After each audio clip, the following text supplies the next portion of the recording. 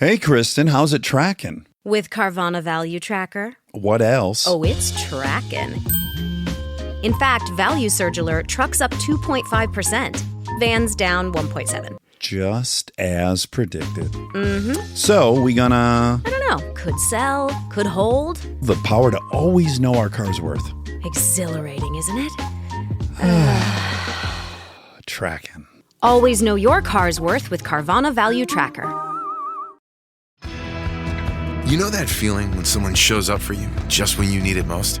That's what Uber is all about. Not just a ride or dinner at your door. It's how Uber helps you show up for the moments that matter. Because showing up can turn a tough day around or make a good one even better. Whatever it is, big or small, Uber is on the way. So you can be on yours. Uber, on our way. This episode is brought to you by Polestar. There's only one true way to experience the all-electric luxury SUV Polestar 3, and that's to take a test drive. It can go from 0 to 60 in as little as 4.8 seconds with the dynamic handling of a sports car. But to truly understand how it commands the road, you need to be behind the wheel. Up to 350 miles of range, the 3D surround sound system by Bowers & Wilkins. It's all something you have to experience to believe. So book your test drive for Polestar 3 today at polestar.com. Are you still quoting 30-year-old movies? Have you said cool beans in the past 90 days? Do you think Discover isn't widely accepted? If this sounds like you, you're stuck in the past. Discover is accepted at 99% of places that take credit cards nationwide. And every time you make a purchase with your card, you automatically earn cash back. Welcome to the now. It pays to Discover. Learn more at discover.com/credit card, based on the February 2024 Nielsen report. If you went on a road trip and you didn't stop for a Big Mac or drop a crispy fry between the car seats or use your McDonald's bag as a placemat, then that wasn't a road trip. It was just a really long drive. Ba-da-ba-ba-ba. At participating McDonald's. This podcast contains mature content, explicit language, suggestive situations, and partial to full frontal nudity. Listener discretion is advised. Don't let your kids listen to this. Who do you think is more obsessed with their own hog? Seagal or JCVD? It's absolutely Van Damme. It's absolutely Van Damme. Really? Yeah. Seagal, he doesn't put himself in situations where we can get a hint of hog. Seagal did it a couple of times, right? He has sex, but he doesn't, it's never... Well, he had the nurse work. Yeah. With his real life wife. But I guess, you see what I'm saying here? Like broadcasting a legendary hog. Allegedly daring a hog. Clean delivery. There you go. We'll clean it up in post. There's a level of exhibitionism. Well, yeah. JCVD is more obsessed with his body for sure, because he's not a fat piece of shit. Remember Double Impact? Yeah. Hog talk. Yes. Hog talk. This one. A lot of hog talk. With children. With children. Yeah. It was the 90s. I don't want to give up my notes, but one of my notes in the plot summary is, for the record, 4 people have seen his hog in this movie. 2 of them are children. Oh my God. I think it's crazy. Oh my God. That's crazy. It's half of look at this photograph for me. His hog? It's reactions to his hog.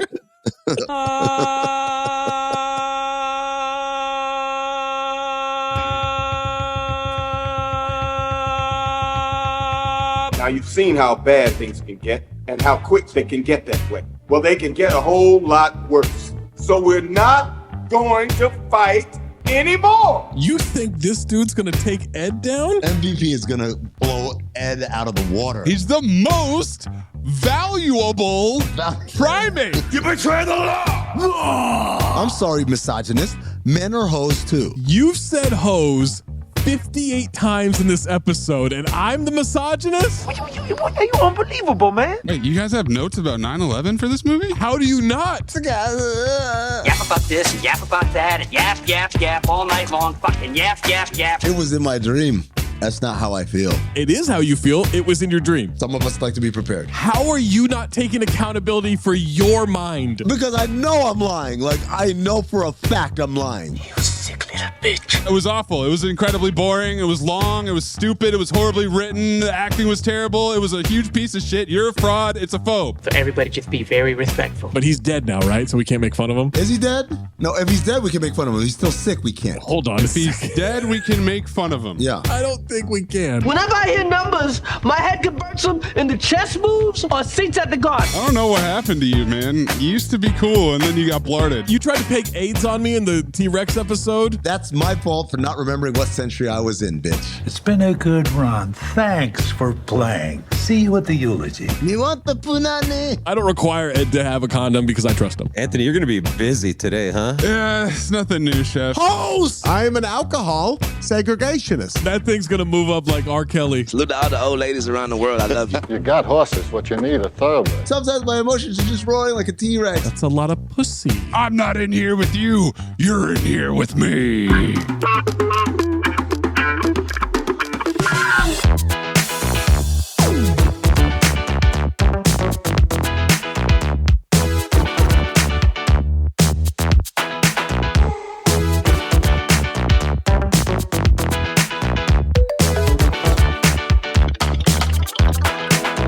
Welcome to Cinephobe, the podcast we break down. Oh, that's right. That's what we're doing. I thought we were doing the rehearsal. The podcast we break down the movies you're afraid to admit you love. I'm Zach Harper. That's Amin and Mayes. That's Anthony Mayes. Make sure you listen to us on Spotify, or we're gonna blow up everything around your property and then try to strong arm you out of your property with a bunch of goons. And then blow up your property anyway. Blow it up anyway. We just want the land. We got your boy. Spotify's where you can vote in the poll, like the poll for my super ex-girlfriend. 59.1% phobe, 40.9% file. Spotify is also where you can leave a comment like Rusty Prater, who said that CGI shark traveled all the way from Cape Cod looking for hoagie. That's true. Shout out to the shark. He had great core strength, was able to lift himself up and then wriggle down the hallway, then turn corners. Yeah. And SoCal Alex commented, apologies for the spoiler, but the return of Tony Medley and him getting over his hatred of Ivan Reitman because of his love for the rampant misogyny in this movie is incredible. It is incredible that you can almost set your watch to it. Mm-hmm. I weep tears every night that we don't have a Tony Medley for disclosure.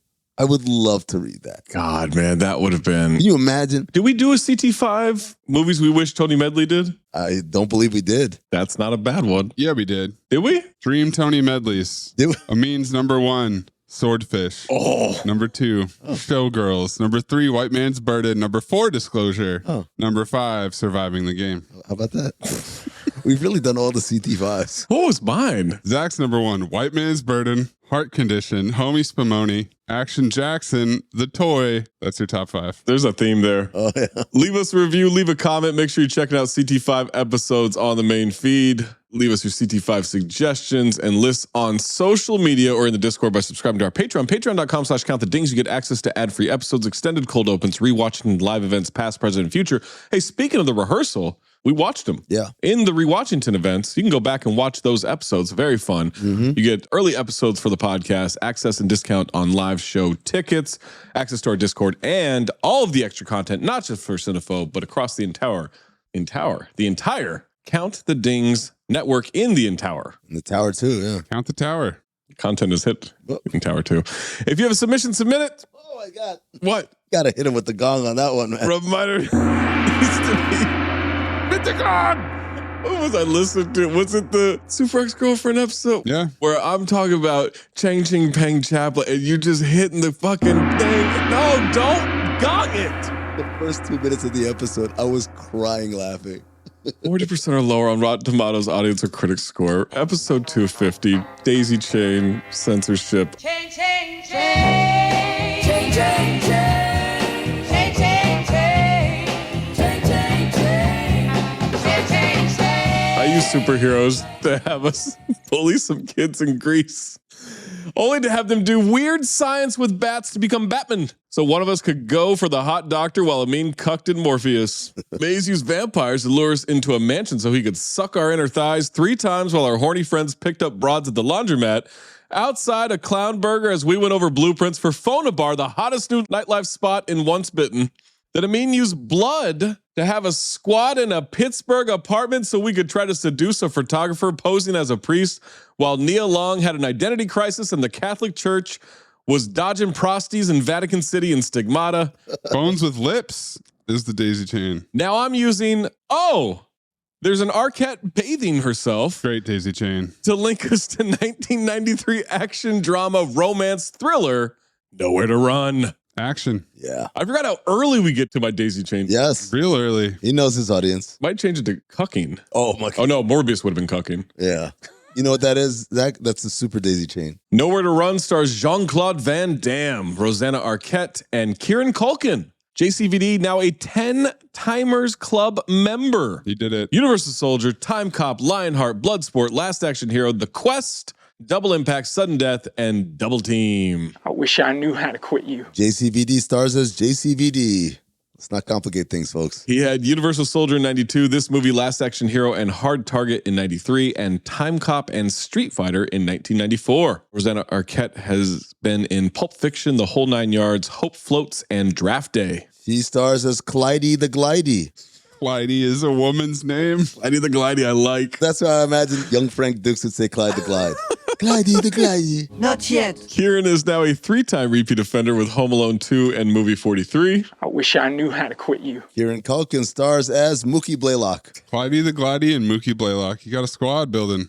Ted Levine from Silence of the Lambs, Fast and the Furious, and a repeat offender from Wicca Wicca Wild Wild West. I wish I knew how to quit you. I know it's not him, but he looks and sounds like, to me at least, Mr. Kruger from Seinfeld. So I called him Mr. Kruger the whole time. There are times I called him Dunstan Checks In. Oh, well. Future Cinephobe, does that qualify? That's interesting that you would call him that. Oh, shit. Edward Blatchford, who was Rod Belding on one episode of Saved by the Bell. That's Lonnie. I call him Cuckolani. That's Sheriff Cuckolani to you. Sorry. Anthony Stark, who was Jimmy on that one episode of Seinfeld. Return of the Killer Tomatoes. He stars as Beely, spelled Beelee. Joss Auckland from Lethal Weapon 2. Diplomatic immunity. That's Hans from the Mighty Ducks. That's the guy that's absent from D2 the Mighty Ducks for some reason. For some reason, he's in fucking prison. That's why. I called him, we have Brad Wesley at home. Nordic Brad Wesley. Our boy Alan Graff, now a 12-time repeat offender. Well, Zach, let's put all these guys together. Okay. Because we've got Gene LaBelle, 18-timer, Alan Graff, 12-timer, Thomas Rosales Jr., 12-timer, Robert Apiza, 9-timer. Oh, my man, sunglasses. And Svenel Thorson, 6-timer. I wish I knew how to quit you. Got all those. Yeah. These guys get work. The stuntman. They all star as prisoner number whatever. Alan Graff was the bus driver, yeah. And did you know it's Chuck Zito, one of the prisoners? Chuck Zito, yes. From Life Behind the Wall. Oh, Maze, clip me in Carmel singing the theme song from Oz.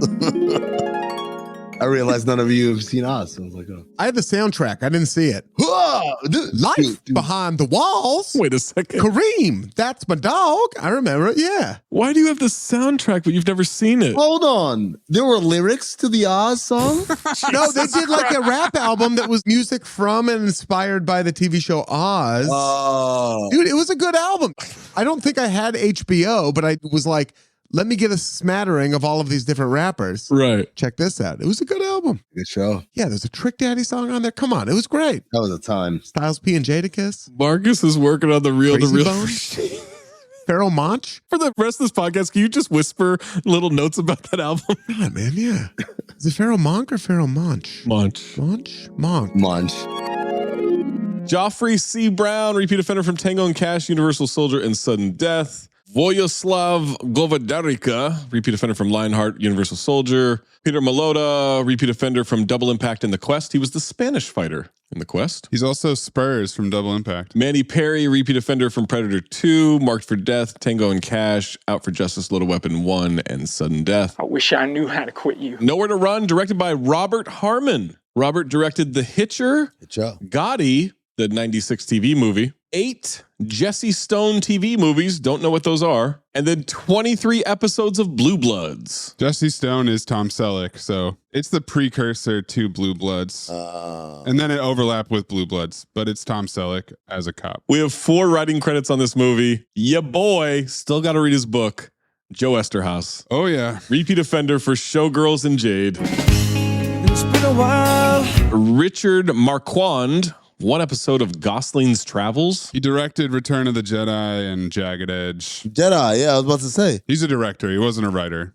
And he got a story credit. Leslie Bohem, repeat offender for Dante's Peak. I wish I knew how to quit you. And then Randy Feldman, repeat offender for Tango and Cash. I wish I knew how to quit you. Real who's who of writers here. Royalty, yeah. Synopsis for Nowhere to Run. Sam, an escaped convict, lands up on a farmland owned by a widow. When he learns that a ruthless contractor is trying to take over her land, he helps her to fight against the injustice. Yeah, that is a correct synopsis. Is it injustice? It becomes injustice. They're not just adding zeros to it and say, come on, lady, buy it. They're trying to scare off the land. So it is an injustice. I don't know. She's bad at business, but it does become an injustice. I'll tell you the part that I don't get. Why is this movie called Nowhere to Run? Well, he's got nowhere to run. I thought it was going to be like Fled. That's the type of movie I thought we were watching. Oh. No, he's got nowhere to run because he's stuck in her vagina. Yes, exactly. It's not nowhere to run because, man, we've chased you and we've cornered you. It's nowhere to run like, I kind of like it here. Yeah. I've got nowhere to run. That's what it is. I like this barn. Just one tagline for this one. When the law can't protect the innocent, the only hero left is an outlaw. It's not bad. It's a little long, but it's not bad. It's weird because they didn't lie, Annie, but I feel like they're not telling us certain things with this tagline. Well, he didn't tell them certain things. Yeah, they're selling us a different movie. $15 million estimated budget, grossed 22.1 US and worldwide. I had 64. 64? Yeah. IMDb, what the fuck? Yeah, they didn't have international. That must be what it is, yeah. You got to count that JCVD foreign box office. So it's a hit. Like clockwork. Before we jump to this movie, listen to the rest of this podcast. Nowhere to Run is available on Fubo. No, it's not. No? Did you watch it on Fubo? I rented it. There you go. Because I just wanted to rent it. Why'd you lie to us? Let me give you my first note right now. Okay. Well, I just signed up for a Fubo trial and wasted hella time, and then the movie wasn't available on there, so that's cool. It's on VIX for free in Spanish, but I can't change it to English, so that's muy bien. So it's a fucking rental. It's not muy bien. And I'm already upset. That's bad Spanish. Well, you know what? You're welcome for the popos. How about that? That will make up for it. That's where we're at. That's where we're at. Now I'm paying for popos. That's what you're telling me. Don't be mad at me. Be mad at the Just Watch app. They're supposed to be current. You had a JCVD accent. Don't be mad at me. Don't be mad at me. Au revoir, fucker. Fubo should be your pushing bag. I guess Mays had to forget about his deal. Yeah, don't forget to cancel that Fubo. Oh, I did. I canceled it immediately.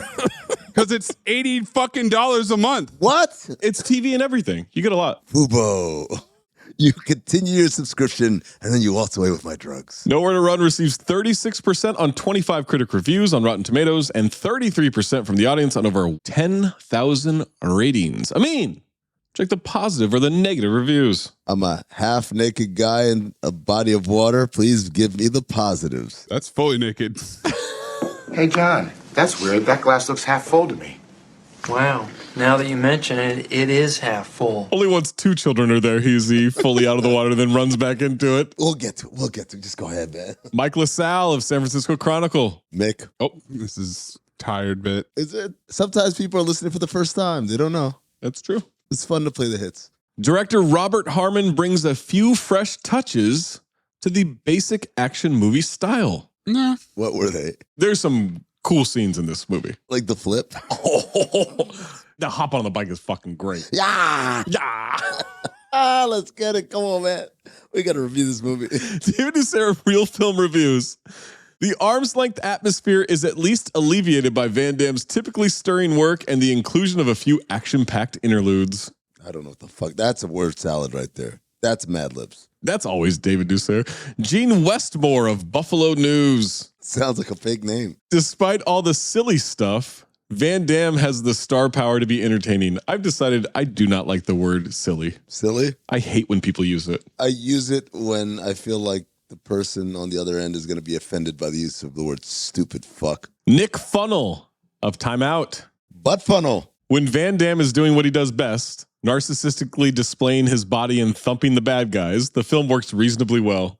Caffeinated Clint of Movie Hole. Van Damme hits a high note for once. What's that supposed to mean? Lewis Black of Austin Chronicle. Not that one. Do the voice. I mean, I can't do a Lewis Black. For the bounce video that I did last night, I guess weeks ago, we were going to do like a wrestling promo thing, and I was 6 words into a Macho Man impression, and I was like, my voice can't do this for a full fucking wrestling promo. There's no way this is going to happen. Bailed completely. So then you ended up doing Gerard Butler for the rest of the... Pretty much. If you don't expect much, and the developer versus landowner plot is ridiculous, you may be surprised at what's here. And then blank user 3.5 out of 5 stars. What's there not to like about this? Sex, action, good story. Sure, was a little desperate at times, but Jean-Claude was fantastic with his acting here. Underrated. All right. What's not to like about this? Well, you gave it 3.5 out of 5 stars, so apparently something. Clearly. Negative reviews. Stop being a pessimist. This tank is not half full. It's half empty. Vanessa Letts of The Spectator. Let's do it. The plot is a succession of flimsy excuses for dressing Van Damme up and stripping him down again. Okay. Wait, is that literal? They put him in a suit one time. They did dress him up. And then he slept in it. For like weeks on it. Like he's Craven. But kept saying, I'm hunting. Like Craven. Variety staff of Variety. Cowards. A relentlessly corny and shamelessly derivative vehicle. Vincent Canby of New York Times. Marcus Canby. Mr. Marcus. Oh. Several members of the Astor Plaza audience yesterday afternoon could not contain their merriment when, in the middle of the film, Mr. Van Damme's character identified himself as a lawyer.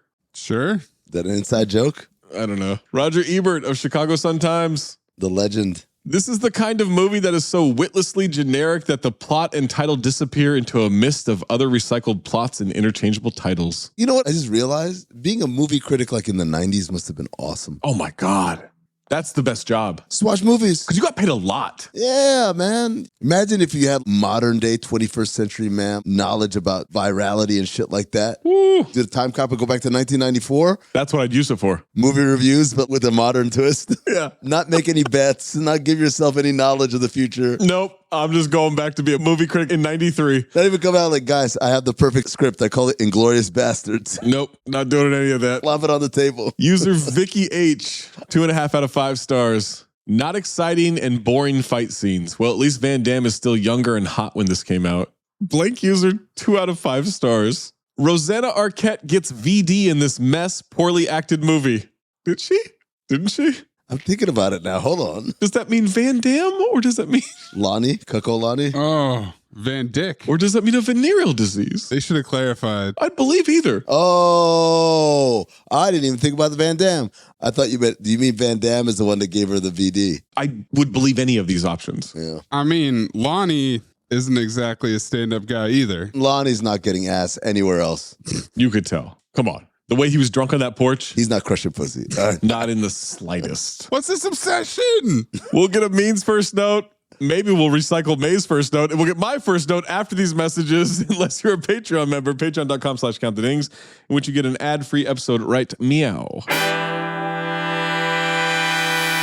Hello, listener. I'm sure you don't need me to tell you that we at Cinephobe love our pets. Zach and Boogie are inseparable. I've got 2 cats and a dog, and Amin is giving his best ass-on performance to convince dog owners that he loves their pet. Hey, Noodle. Hey, boy. How you doing? And Noodle was just like, whatever.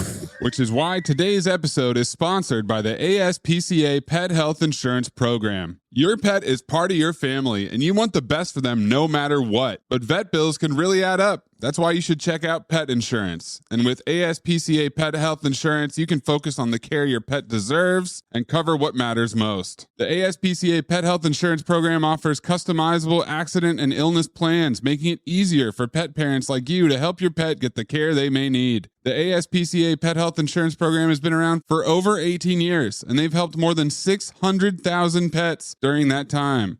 They allow you to customize your plan, helping ensure that your pet's plan is as unique as they are, because vet bills can really add up, especially when you're least expecting it. It's simple. Use their app to submit a claim, and you'll receive reimbursement for eligible vet bills directly into your bank account. To explore coverage, visit aspcapetinsurance.com/dings, D-I-N-G-S. That's aspcapetinsurance.com/dings. Again, that's aspcapetinsurance.com/dings. This is a paid advertisement. Insurance is underwritten by either Independence American Insurance Company or United States Fire Insurance Company and produced by PTZ Insurance Agency Limited. The ASPCA is not an insurer and is not engaged in the business of insurance. Hello, listener. It's producer Mayes here to talk to you about In the Cloud. This is an exciting sponsor. If you've listened to such classic Cinephobe episodes as Half Baked, How High, and Dude, Where's My Car, you know that marijuana used to be a little more difficult to acquire. But now, thanks to In the Cloud, you've got federally legal gummies, flour, pre-rolls, just a few clicks away. So whether you're chasing better sleep,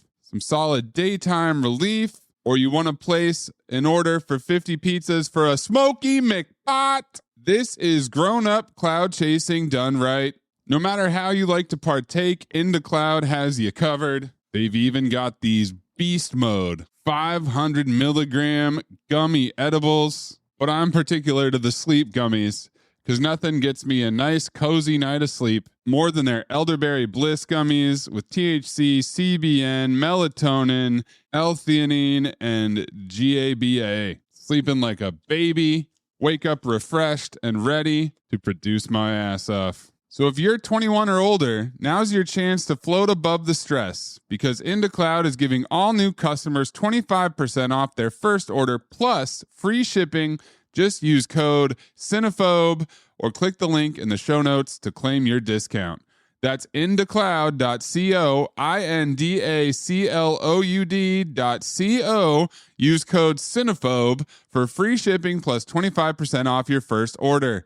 Order now, fill out their quick survey to support the show, and enjoy the best part of your week, brought to you by In the Cloud. Listener, guys, gals, I know sometimes you're in the shower and you look down and a little bit of hair in the drain, right? You're washing your hair and some of that comes off your scalp and you might get a little worried like, hey, it's supposed to be up top. It's supposed to be on the melon. That lettuce is supposed to be way higher than this. Not supposed to be in that drain there. Well, guess what? Our friends at OneSkin may have the cure for that. OS1 Hair is the first scalp serum powered by OneSkin's OS1 peptide, and it targets those aging cells called senescent cells. And it's scientifically proven to help your hair cells do what they're meant to do. That's grow fuller, denser, healthier hair. Get to the root of hair loss and thinning with OS1 Hair. You'll save 15% off your first purchase with the code DINGS at oneskin.co. We already knew the skincare was great. You guys look at the videos on YouTube. I'm getting comments left and right. Look at that skin. Zach, how do you do it? How do you do it? It's pretty easy. I just wash my face, slap some OneSkin on there. A little eye cream, a little moisturizer on the face. That's it. And you know why? Because OneSkin believes the purpose of skincare is not just to improve how you look, but to optimize your skin's biology at the cellular level so it's more resilient to the aging process. And now they're doing it with hair. Oh my goodness, we're all going to look like Mario Lemieux. He had a lot of hair, right? He had a mullet. I know that. Founded and led by an all-woman team of skin longevity scientists, OneSkin is redefining the aging process with their proprietary OS1 peptide. Get 15% off with code DINGS, that's D-I-N-G-S, at oneskin.co. That's 15% off oneskin.co with code DINGS, D-I-N-G-S. After you purchase, they'll ask you where you heard about them. Please support our show. Tell them we sent you. Invest in the health and longevity of your skin and scalp with OneSkin. Your future self will thank you. Folks, we all need furniture, right? You're not standing in the middle of a living room or a bedroom right now. You need furniture. You need a couch, you need a chair, you need a coffee table, end table, dining room table, side tables, all kinds of stuff. You know what furniture is. Well, do you know what dupe.com is? Oh my God, dupe.com. So I actually knew about this before they were a sponsor. Dupe.com is fantastic because I have a couple friends who are interior designers and they use dupe.com all the time because whether you're a professional or you're someone who's just looking to get a good deal on some furniture. All right, I found this thing online, but my goodness, that's expensive. That's a ridiculous price. I'm not doing that. Throw that into Dupe, and then you find the alternative for a much better price. You find really good prices on hundreds of options, thousands of options, I might say. Dupe.com isn't just about furniture either. It works for fashion, shoes, jewelry, a lot more. If you buy furniture for work, chances are you already know about it. But did you know they offer a special trade program just for professionals like interior designers, like my friends, real estate agents, and more? Not only do you get the best prices by buying directly from manufacturers, but Dupe.com also offers 10% commission on purchases made through your account. Dupe.com really is so easy to use. Just type dupe.com / before any product URL in your browser. Boom. It instantly finds you less expensive alternatives. They even have an app and a browser extension you can download. No account required, no sign up required, completely free to use. Stop wasting money on brand names and start saving with Dupe.com today. Amin, what is your first note? Maze, get the gong ready. Oh boy. Is this the Arquette who is it? Maze, we got your first note already. Waiting on the elevator. Come on. I'm late. I got a thing I got to get to. Captain Jeff really missed out having you as a guest. Oh, my God. You guys could have bonded on so many things. Oh, my God. I should have sent him clips from Cinephobe. You should have, yeah. So, my note, already got it, but fuck you, Zach. How about that? That's a nice, concise. Fuck did I do? Sent me to Fubo for no fucking reason. It's not my fault. It is your fault. You lied. Take some accountability. Just Watch lied. You didn't even go. No, I wanted to rent it. That makes me more upset. I wanted to support Van Damme. You didn't even try to look at Fubo, so you said, oh, it's on Fubo. That's amazing. You didn't even do the shit. I'm always going to rent. Money is. My first note, I used to say this one line from this movie all the time. It was in the trailer. It's Van Damme's big TGT moment. He gets threatened and then he goes, I look forward to it. I'm going to pop when it happens in this movie. You said it's his big TGT line, like there's only one. Well, there's, man. Let me say this. Dunstan checks in, good villain. Well, yeah, it's Buffalo Bill, man. He's ass off. Lock him in. But he is a badass villain in this one. A lot of it is not until the final scene. We don't really see him be physical. No. He's menacing is what he is. Mm-hmm. He's a pretty underrated actor. He's so good in everything he's ever been in. Oh, man. When you were telling the story last night, you had so much detail. The detail was so rich. It was rich detail. Go into incredibly descriptive details of the story so we all know. Oh, yes. Now it's time for the scenes. Here's what happened. Bow. We got a long, winding highway, middle of nowhere, prison transport, ominous music, credits playing, Alan Graff driving, prisoners reading, another prisoner smoking cigs. Everyone's smoking. Real casual for a prison transport. I did the math. In prison currency terms, there's at least $400 billion being exchanged by everyone smoking. It's cigarette, yeah. Guys, this bus isn't actually going to prison. This is a bus to the 10 Timers Club. This is what's taking JCVD in. Oh shit. They're welcoming them. That's great.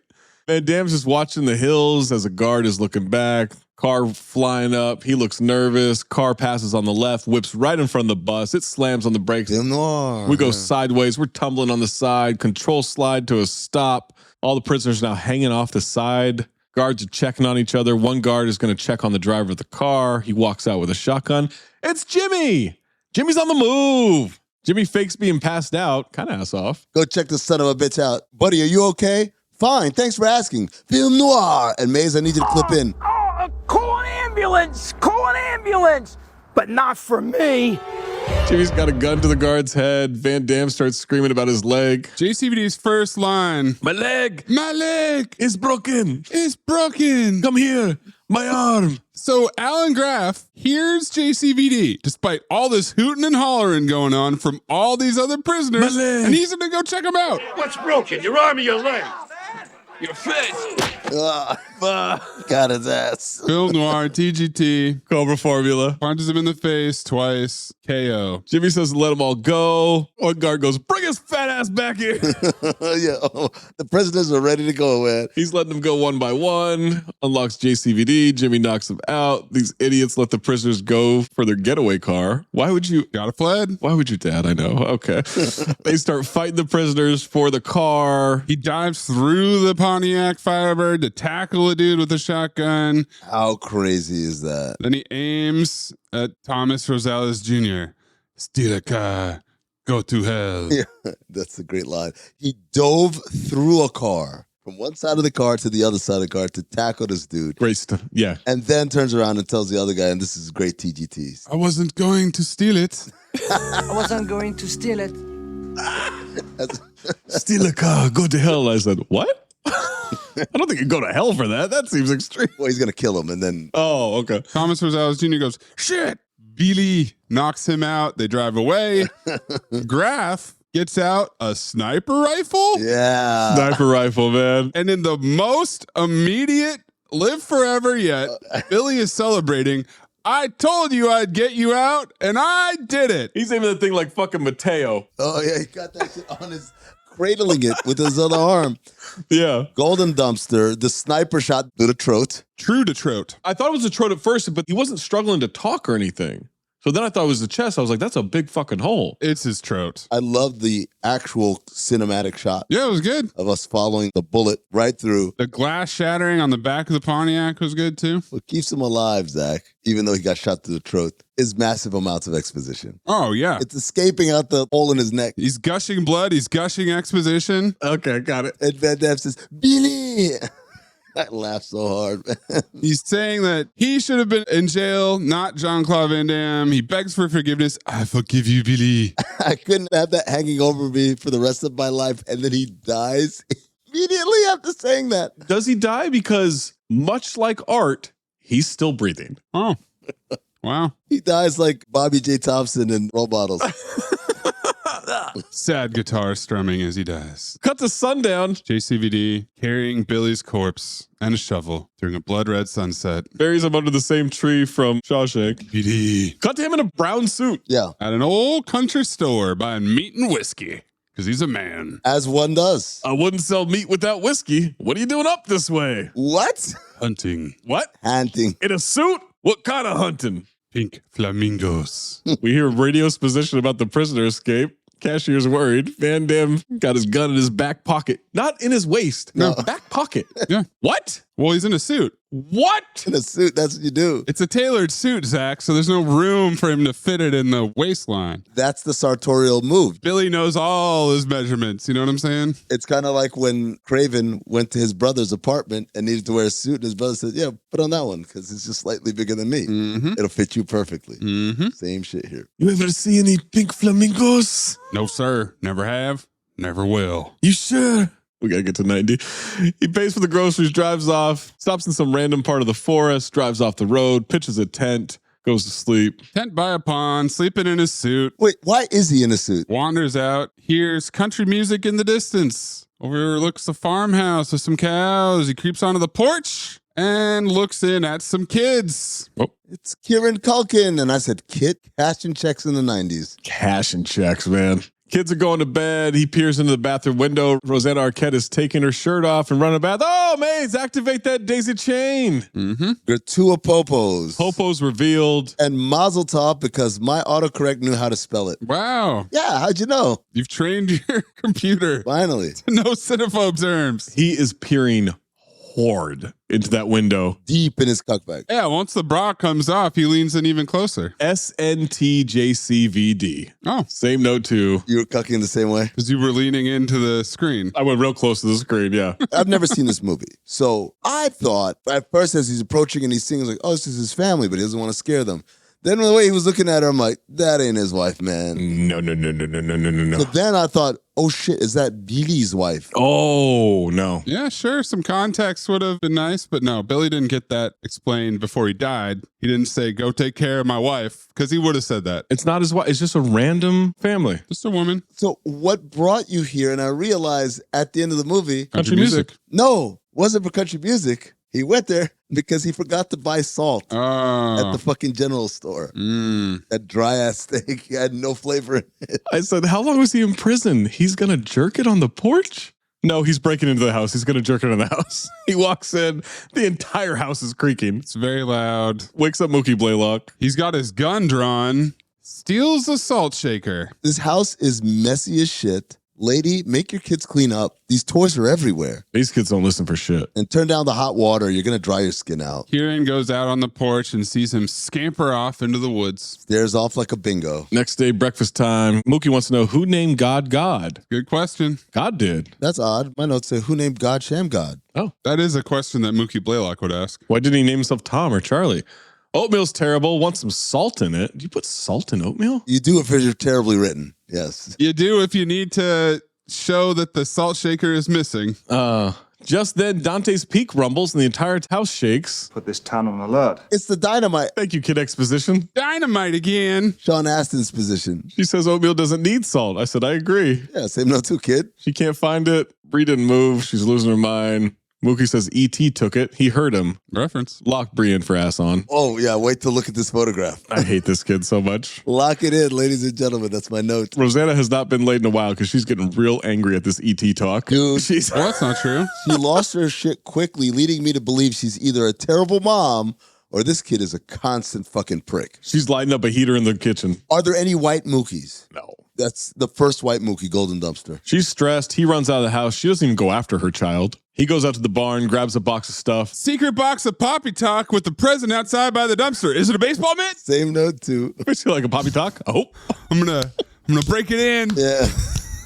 A locked box of Poppy Talk, yes. Classic stuff. It's baseball glove, birthday card, pistol. Yeah, the gun was an amazing reveal at the bottom of that. What? Oh, fuck. I like that gun. I wonder if Mookie's Chekhov's gun is going to come back into play at some point. Oh, Daddy. The birthday card is to his dad from him. Yeah. So at this point, maybe it is JCVD's kid because I looked at the handwriting and I mistakenly thought the card was to him from his dad. I was like, that's terrible handwriting. I was like, well, it makes sense. Slingshot, watch, baseball. And there's a world's greatest dad plaque with a crown. Just in case you didn't get the message. Whose lockbox is this? Who's that man? It is incredible exposition. It's super well done. Poppy Talk exposition concentration in a box. We have to lock in exposition. Oh. For Horseman. I don't know, man. Other things will reveal themselves. Van Damme's back in his tent. He's got a lockbox. It's got money and a talk boy. Yeah. And the talk boy is more exposition. Oh my God. Oh my God. Oh my God. Because Billy knew he was going to die. What? So when he got shot, he gave him as much exposition as he could. But then in case he didn't get it all out at that point, he recorded more exposition in advance. On an interrogation tape? Guys, I wrote it down word for word. Yeah. I would like to recreate. Please do. Sam, it's Billy. I wish I was there to split all that money with you. Money is. I guess if you're listening to this, it's all yours now, right? Well, you deserve it for being in prison all that time because of me. Hey, I wonder which way I'm headed. Either way, up or down, I guess I got a 50-50 chance of meeting Elvis, huh? Hey, how you like that suit I picked up? You like that suit I picked up? Anyhow, lay low. Don't get getting into things the way you sometimes do. I know how you are, Sam. You like to mix shit up. Golden Dumpster. Lock it in. That's what I texted you. So this was your scene. I mean, this is the one that you cried at. Absolutely. A talk boy from beyond the grave? Yeah. That even includes how you like that suit I picked out for you. Yes. That broke me. Crying. The second Amin sent that text, I fucking knew. Oh my God. I could have written it down on a card and mailed it to Amin for him to open up on the show. You could have recorded it on a talk boy and I could have recorded on a talk left it for him in his suitcase. Hey, Amin, it's me, Zach. Wish I could be there to record this episode with you, but I guess if you're listening to this, I'm not around anymore. You like that movie I picked out for you? Hey, how'd you like Fubo or whatever? I know how you forget to cancel subscriptions, so don't go getting into subscriptions the way you do sometimes. Sometimes also kills me out. All right. Oh, and Sam, I'm glad I knew you. There's a moment of silence for sure, yeah. Pregnant pause. And then he pushes the Pontiac into the pond and it sinks immediately. This is not a big enough body of water to be sinking a car in. No, that thing's 3 feet deep. There's a cliff right there, except a couple scenes later, we're going to know that, no, it's about waist deep. It's hog deep. Now he's cooking a pathetic little T-bone on the grill. No tenderloin part. Salting the driest, brownest steak you've ever seen. And it's so thin. I mean, that is a steak you would get from a country market. It's fair. Oh, absolutely. It made me sad, though. Let me take a time-honored tradition from the internet. That steak isn't well done. It's congratulations. Yeah, dude. Burnt charcoal black. An explosion exposition goes off. Birds fly away. He's startled by it. Cut to a mining quarry. I don't know what the fuck they're doing. Massive work site. We've got caterpillars all over the place. We got exploding dirt piles. Yeah. Hans and Buffalo Bill are in an office on site in a double wide at a desk. Sheriff Lonnie Poole comes in. He shakes hands with Mr. Dunstan, who's shuffling cards. Yeah. He's in charge of certain aspects of security and surveying. I know immediately Franklin Hale is our villain. He's handing out envelopes of cash to local police. Yeah. He's got a British accent. He's trying to buy parcels of land. Only villains do that. So this has got all the makings of the 90s villain right here. Absolutely. Only villains buy land? Only villains buy land in movies. Parcels. I like that. No, that's true. Buy parcels of land. Parcels of land. If you buy land, you're instantly a bad dude. Dead on. You show me the movie where someone's buying parcels of land and they're like, that's our hero right there. Not a chance. Always a villain. Mrs. Anderson is a little hard-headed, but I think things are going to work out. They need her house, the place next to her, 120 acres. Can't go forward without it. Lonnie asked about Dunstan's security training. Cleveland Police Department. Why'd you leave? He's got a deck of cards. Tells Lonnie to pick a card. Hale says to take it. He's laughing. He takes the 2 of clubs, puts it back in. He's still laughing. Let me ask you a question, Lonnie. This Anderson woman, are you fucking her? None of your goddamn business. Who is this guy? I didn't mean anything by it, man. I don't have to take this shit. Lonnie, I didn't mean anything by it, man. I'm sorry. He kind of asks it like Buffalo Bill. This Anderson woman, you fucking her? That's a good-ass question, man. She's a great big fat person. Holds up the 4 hearts, not his card. He must be slipping. Jeez, I must be slipping. Hans sends him back to work. Lonnie puts the shades on. Hans isn't optimistic. Landowners can be hard nuts to crack. Then we use a hammer. Then we use a hammer. That's TGT. Oh, no, I had that as a dick joke. Oh. Lonnie going through his envelope, $600-700, maybe $1,000, but he finds the 2 of clubs. Oh, fuck. Okay. That's a good card trick, guys. That's a fucking amazing card trick. Golden dumpster. This is where diversity and inclusion is huge in Hollywood, because had that been a black actor playing Lonnie, Run right back in. he would have lost his fucking mind. Oh, shit. He would have ran all over that construction site. Oh. He would have ran around every caterpillar. Back to the Arquette's house. Van Damme is creeping. Lonnie's leaving the house. They just fucked. That was nice. It was. Pleasure having sex with you. You as well. Have you ever told a woman that was nice? No. That's a weird thing to say. I feel like if you compliment a woman after sex, you're basically calling her a hooer. No, not complimenting a woman, but I feel like if you say that was nice, that's showing that you are not confident in what you just did. You're basically asking for assurance. Oh, you're baiting for a compliment. Yeah, you're fishing. Fishing for compliments. There you go. There's plenty you can say. That was nice is not one of them. Zach, is there any part of you that No. allows a sliver of an opening for Lonnie to be ass on? I know the kid is pretty bad. Lonnie is not that much better. He's bad, but here's the problem, because I am an honest podcaster. I'll admit bias here. I fucking love him as Rod Belding in Saved by the Bell. You had like 3 episodes. It's 1. It's just 1. It's a great episode. But that's how good he was, is you thought it was 3. It's a great episode. If anybody's ever been in Saved by the Bell, Zach loves them, so it's not going to be... Yeah, that's my Oz. Nomi Malone. That's my Oz. That's my Oz. Flip that for the intro. So crooked. The poet likes to spit. Kareem, that's my dog. Life behind the walls. Living life behind the walls. Yeah, welcome to Oz. Surprise. Guess who's watching from behind the barn as Lonnie tells her they're blasting for a lake and gives her a veiled threat? It's Jean-Claude Van Damme cucking. Mm-hmm. Cucking. They can play pretty rough. He sneaks back into the house. Mookie hears him again. Drops the ball slowly down the stairs. E.T., is that you? Ass on for Van Damme. Staring at the bouncy ball. Ass off for Kieran Culkin.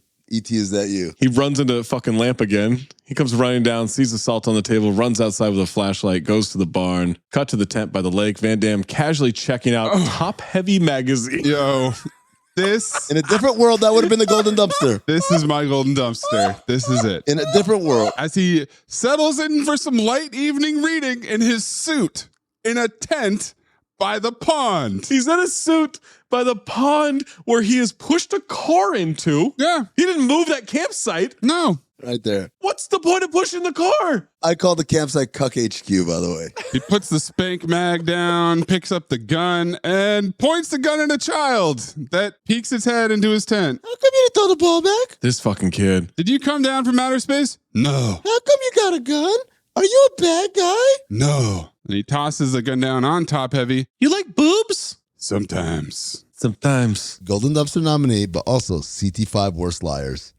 Clearly he does. Yes, Top Heavy magazine. Yeah. That's not the action of someone who sometimes likes. That's not Playboy. That's not Penthouse. That is specific. Yep. Top Heavy. That's not sometimes. This is an avid. He went to the store. He bought whiskey, steaks, and Top Heavy. Not salt, though. That's the big three. That's man shit. Yeah, that's the man show thing right there. Calls himself Sam. Culkin says, see you tomorrow. I may not be here tomorrow. Well, Mookie thinks that boobs are gross. He does. Cut to Van Damme bathing in the dirty pond water. Waist deep in the pond that he sunk a car into. Right where he sunk the car, by the way. Right where it is. He's standing on it. Maybe that's what's happening. Oh, that's what he's doing. I didn't think of that. So it is super deep, but now he gets to stand on the car so he can bathe now. Culkin comes up and starts criticizing the fire he made. It's a pretty terrible fire. Shut the fuck up, kid. Well, to be fair, his dad would not allow a fire like that. Poppy talk. Clearly, if JCVD had a good dad. Hey, Mookie, bring him around and show him. Can't? He's dead? Shut the fuck up. Come on, Zach. He's just trying to be helpful. Now, here's the part I don't understand. So Mookie's there. He's cooking a steak. You know he's there. And you're Van Damme and you know you're naked. You're starting to walk out of there? He's starting to walk out of there before anyone else shows up. What the fuck? Zach, I know you don't want to hear this. This might be a diddling movie. Look, I don't want it to be. I can't deny that this might be. You're right. And when the other child shows up, I cannot help but detect an air of disappointment from Van Damme being walked in on. Like you're just about to make your move and then, oh, fuck, here comes this cock block. Interesting. That's the vibe I got from this scene. Interesting. Yeah.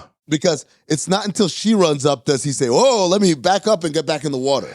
Yeah. There's plenty of examples from this movie where he has zero interest in whatever her name is. Abby? Bree. Nobody cares. No one cares about this little girl in this movie. Nobody. Just get the fuck out of here. Shut the fuck up. The only one who kind of does is Mr. Dunstan at the end. You know what? In my notes, I called her Nobody Cares, literally. But what I should have called her was Meg Griffin. Yeah. She is Meg Griffin. Absolutely. He goes right back in the water. Mookie says, oh God, you have to ruin everything. What? What movie are we watching here, Zach? I mean... Don't even try with me, Mighty Ducks 2, okay? Did anybody expose themselves to children in Mighty Ducks 2? Jan. On camera? Was that a deleted scene that you watched? Zach, if I follow you, you're saying that while JCVD is a diddling merchant, yeah, my man from fucking Mighty Ducks 2 is a diddling tycoon. Absolutely. A diddling mogul. The diddling Monopoly man. He's got a monocle on his dick. And a top hat on it, too.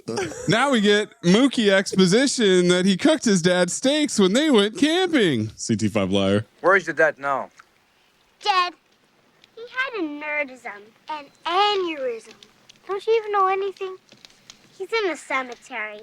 He's a skeleton. He is not. Mom calls for them. They gotta go. And JCVD says, don't tell anyone. Oh, that right there. That's a scary death. That's what sealed it. I'm like, this is absolutely diddling. There's also a weird thing with Mookie, though. He's with it. Yeah, he's with it. That's weird. Mookie wants a dad at any cost. Follow me if you will. It's not weird when you think about most victims have been victimized before by someone who was close to them. Oh, Lonnie. Not Lonnie. Oh, the dad. The dad. Yeah. We don't know how the dad died, right? That's true. He had a nerdism. They don't tell us how he died. He just died. Diddling accident. Diddling accident? Or did the mom walk in on? Boom. She's got that rifle above the door. 1, 2, she's moved on. She's fucking the cop, and now she's fucking this unhoused gentleman. She's banging everybody. Everyone that comes through. She doesn't miss her husband at all, other than the time when they're watching the home movies. But she's using that as a line. Yep. That was bait. For JCVD. 100%. So I have it where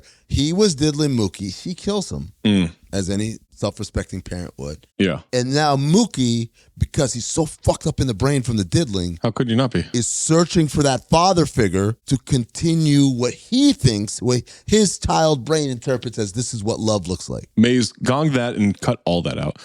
Cut to night and they get home. Yes, she sees one of their cows has been murdered. Someone bashes the truck window. Truck's surrounded. She starts backing up and driving away. Scared the shit out of me. Scared you? Breaking the glass. I jumped. What a bitch. Because I was typing this note about Zach is going to give this cow ass off for dying and comparing it to... Absolutely. Way better than Jimmy. Oh, compared to Art. Oh. You mean Beely? Well, Jimmy and Art were the same fucking level of breathing. So, yes. His name is Beely. Beely. She gets stuck in a ditch. Now there's 3 guys threatening her. JCVD shows up. Leave them alone. Leave them alone. Who the hell are you? I'm the parking attendant, and you're bothering my customers. Okay. TGT? TGT banter. Brussels fried banter? Is that BFB? Oh. Can we call it waffling banter? Get out of the truck. Leave them alone. Who the hell are you? I'm the parking attendant, and you bothering my customers. Customer. One guy's got a stick, one guy's got a hook. JCVD breaks the first guy's arm. Good stick work by JCVD. Takes out the other guy. Hook hand tries a flying tackle. JCVD takes him out. He had the bale of hay hooks. Smashes his face in the headlight, and they run away. Who's replacing that headlight? Probably JCVD. It's a piece of shit car. Nobody cares, man. He goes to the auto body shop about 9 times. I'm sure he got a headlight in there at some point. That's true. Yeah, he's there every fucking day. He's got nowhere to run, so. Rosanna wonders who he is. Mookie says, it's my friend, Sam. I watched him swim naked in the pond and offered to cook his meat. God damn. These two, JCVD and Rosanna, horny. Of course. They have decided they're going to fuck. Instantly. Yes. So has Mookie Blaylock. He's decided that too. Now they're in the house. She asks what he's hunting. He says, deer. That's out of season. Oops. And he lies and says, and jackrabbit. She doesn't allow hunting or camping. So he changes the subject to men. And she immediately takes the kids up to bed. And right then, Lonnie just lost all access to those popos for good. Absolutely. Mookie hugs him like he's his new dad, and JCVD looks terrified. And confused. Terrified and confused with these feelings. He looks like I would be. Well, He looks like I would be terrified of a child thinking I'm his new dad. That's Zach thinking, nowhere to run. Nowhere to run. I don't have access to these popos without getting this kid to be my child. And Clydie the Glidey gets moist. When she sees it, Don't say moist. when she looks at him, she gets moist. Kids run upstairs. She stays to ask where he's from. Quebec. Because of this movie, every time I see Quebec, I think of the way he says it. Quebec. Quebec. What do you do up there? Long ass pause. What difference does it make? Innocent question. I'm a lawyer. Where'd you learn to fight like that? Law school. Who are those guys? Banter. That's great. All of his TGT is profession based. I'm a parking attendant. I'm a lawyer. Yeah, absolutely. That's a good point. I didn't notice that. She says he can sleep in the barn instead of the woods. He declines. She says he can hunt. I thought you didn't allow hunting. Hunt for this punani. Yes, if the guys will be back, she storms off. Then he offers to pay for the barn, but she refuses payment. They're going to bang. Either of you ever slept in hay before? Because that shit looks terrible. No, shit looks horrible. Does he put on pajamas to go to bed in this barn? No. What are you talking about? He's got a suit. He's got a perfectly good suit. Next morning, he's woken up by her driving the truck out of the crash spot. Nearly running her own kids over. And then she yells at them. She is the terrible mom. Yeah, she doesn't give a fuck about these kids. Well, the kids are a reminder of the atrocities. She walks in on him cucking them. She brought him her dead husband's clothes. Now he's in the house and he hides the gun under the clothes as he gets undressed in the shower. Actually, this might be a golden dubstep. Lonnie walks in, pulls back the shower curtain, which does not have fish blowing a fisherman on it. Sadly. And has a gun pulled on him. JCVD says he's a friend of Clédie's. Clédie's. What the fuck is a Clédie? First of all, he says, I'm naked. Lonnie, and I know the exact kind of guy this is. Yeah. You're up in the air, you try to say some tough shit, the wrong thing comes out. Doesn't bother me at all. So what? Rosanna calls out for Lonnie in the bathroom. I'm naked. Doesn't bother me at all. She walks in, staring at his hog. A gnome named Norm style, right down the barrel of his hog. And she is dignitized. She lies and says it's her cousin from Quebec, third cousin. Lonnie puts the gun away and JCVD finishes his shower. But she takes about 4 other peeks. As he's walking out, there's a double take, like Mateo looking over her shoulder. Now he's dressed, watching them talk by Lonnie's car. He tries to kiss her on the cheek. She has nothing to do with it. It's too late, Lonnie. You misplayed that completely. You done lost them popos. Should not have called her in. Cut to dinner. He's joining them. Mookie's being real weird. You want more mashed potatoes? Asks for the salt, gives him a smile. Hydration is happening in her nether regions as she's witnessing all of this happen. He loves it. The old back in the barn. I'd like to buy it. They haggle to $300. Mookie says it's too broken to be fixed. Then out of nowhere, Bree. He's got a big penis. Bree? He does. He was in the pond washing.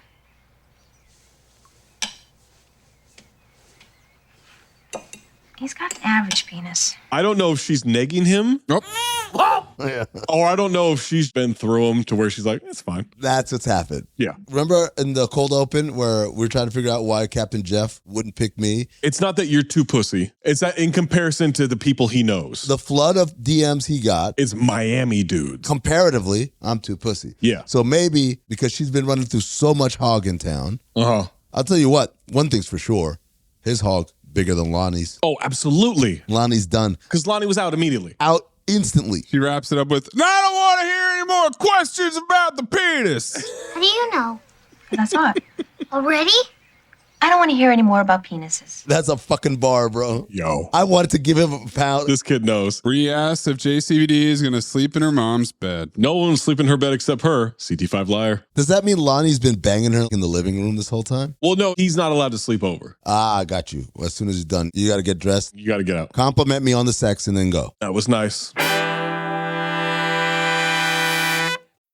Hey, business owners, we know you know the importance of maximizing every dollar. With the Delta SkyMiles Reserve Business American Express card, you can make your expenses work just as hard as you. From afternoon coffee runs to stocking office supplies and even team dinners, you can earn miles on all your business expenses. Plus, you can earn 110,000 bonus miles for a limited time through July 16th. The Delta SkyMiles Reserve Business Card. If you travel, you know. Minimum spending requirements and terms apply. Offer ends 7/16/25. Ryan Reynolds here from Mint Mobile. With the price of just about everything going up, we thought we'd bring our prices down. So to help us, we brought in a reverse auctioneer, which is apparently a thing. Mint Mobile Unlimited Premium Wireless. How to get 30, 30, bit to get 30, bit to get 20, 20, 20, bit to get 20, 20, bit to get 15, 15, 15, 15, just $15 a month? Sold! Give it a try at mintmobile.com/switch. Upfront payment of $45 for 3-month plan equivalent to $15 per month required. New customer offer for first 3 months only. Speed slow after 35 gigabytes if network's busy. Taxes and fees extra. See mintmobile.com. How do you top your love for your cat? With a cascade of decadent savory gravy over a mouth-watering mousse pâté. Fancy Feast gems. 2 gourmet pâtés in 1 convenient pack. Simply peel and plate to reveal a pyramid shape that makes eating delightful and pamper her with an experience as extraordinary as she is. Turn the everyday into the extraordinary with Fancy Feast gems. JCVD wheels the motorcycle around the barn, starts fixing it up. Mookie is watching him work and sketching pretty pictures. Look to the horizon and I can see a storm of poppy talk is coming in. Hans is trying to buy Rosanna's farm. Damn good offer. She doesn't want to sell. Forgive me if this is a trifle indelicate. I love this guy. You know, she's broke as a joke. He's a great villain. He tells her, basically, if you don't do this, the bank is going to foreclose. You're going to lose this thing for nothing. And she says, that never used to happen until you guys came around. And I said, where did banks just like, hey, you haven't paid your mortgage in months? Ah, you're good for it. Well, 20 CB, but also small town bank would be my guess. So I asked, is this bad writing or is this 20 CB? I kind of buy it because I could imagine it's not a national chain bank. It's actually a person that probably gave her mortgage that she knows. Knows that her husband died and blah, blah, blah. They're more willing to work with you. And that's when JCVD pops up spouting legal jargon. Legal jargon's position, making it seem like she can never be evicted, basically. And I wondered, did he go to law school? Oh, shit. Was he not lying? Was he not full of shit when he said that he learned to fight in law school? Or is this him in prison reading law books and shit? Oh, you know what? Maybe that's code for prison. Like in Don't Be a Menace, I did 3 years at Harvard. I was like, oh, word? I did 2 years at county. He absolutely learned law in prison. So when he says I learned to fight law school, he's calling prison law school, right? Sure. 100%. Got it. Okay. I kind of like this textured writing. That we're doing? Yeah. Yeah, that we did. Yeah. Because She could absolutely be foreclosed on. But he is right that it would be delayed with like a writ and everything. That's correct. So the Jargo's position is real. Zach was a clerk for 6 months. We filed writs all the time with all kinds of shit. Yes. So he did go to law school in prison? Well, I think he read a book. I think he read law books. He also didn't say, I'll file a writ, you know? Yeah. He said the lawyer would. I think he fought a lot of guys with the law book as well. Oh, like physically. Yeah, I think there's a lot of blood. Like Keanu in the game. And Street Kings. Here's my question. So you guys have it that, hey, I'm JCVD. I'm in prison for robbing a bank and killing a bank guard, even though I didn't do it. That was Beatty who did it. And I'm going to read up on the law, help myself kind of get out of the situation. And you know what kind of law I'm going to do? Foreclosures. Because I'm going to run through all these small towns on my way back to Quebec. And I'm going to run through as many single moms as possible, widows as possible. Yeah. Well, he has nowhere to run. It's true. He does have nowhere to run. He fell in the first. Oh, Hans introduced himself. Franklin Hale, delighted to meet you. It's astonishing, isn't it? One little woman in the middle of a wheat field, and what is she doing? She's fucking us up. Cut to a slideshow, projector carousel presentation of drawings of the development, total investment in your community of nearly $1 billion. Sean Astin digging a pool. There's no... in 93? Were they building Houston? They're building Single City. What? Check your lease, man. It's pretty cool, man. I like it. I like the concept art. Brings up natural beauty, praises the valley. Quite remarkable. Would never dream of desecrating it. What valley? Valley of the Moon or whatever she says at some point. Where are we? Are we in California? Where are we? I thought we were in Canada at one point. I was like, maybe the whole thing happens in Canada. Guy stands up and angrily interjects. Tom Lewis. Build your damn golf course around me. I'm not selling my land. Tom's fired up. He's a misogynist because when Rosanna tries to back him up, hey, they can't make us sell. He immediately goes against her. You sure? You sure? You sure about that? You sure about that, Clyde? You sure about that? That's why? You sure it wasn't because after the thing that happened to me, no one could look at me without dying laughing? You sure about that? You sure about that's not why? JCVD is sleeping naked in his sleeping bag, and here comes Mookie. Regardless of how comfortable it is to sleep in hay, none of us have done it, so we can only speculate. Yeah. You cannot tell me that it is comfortable to do it with no shirt on. No way. You're getting fucking stabbed with little prickly. That's got to be awful. It's like acupuncture. I don't care how from Brussels you are. There's no way. Tom Lewis's barn is on fire. He's trying to get the horses out. They're not happy. The barn collapses on him. Can you read that, Zach? Mookie, wake up your mom. Tell her to cool the fire department. The FAA, yeah. Fire department. Fire. The fire department. No one called the fire department? No. That thing's ablaze. They probably got one phone. They fucked Tom up, by the way. They big dicked him big time. Tom gets collapsed on, burning hay bales. JCVD saves him. A second floor fell right on Tom's head. Yeah. He's fine. Mm-hmm. He's awake. Well, he's dirty. He is dirty. That's how you know he got hit. Best case scenario, quadriplegic the rest of his life.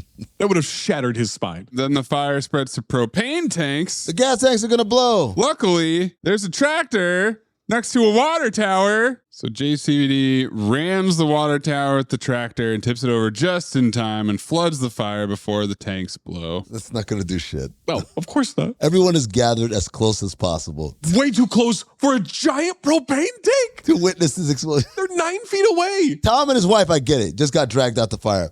Rosanna and the kids run from their house to get a closer look. Maze, excuse me for joining in on this, but they could have just put out the fire with what is happening with Clyde as she watches this. Because she is horny. Oh my God. Roll that R. Horny. That's a Morbius would put tampons out of business level take from you. He could. He absolutely could.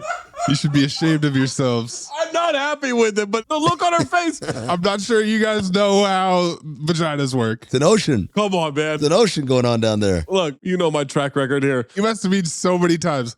How much blood do you think comes out of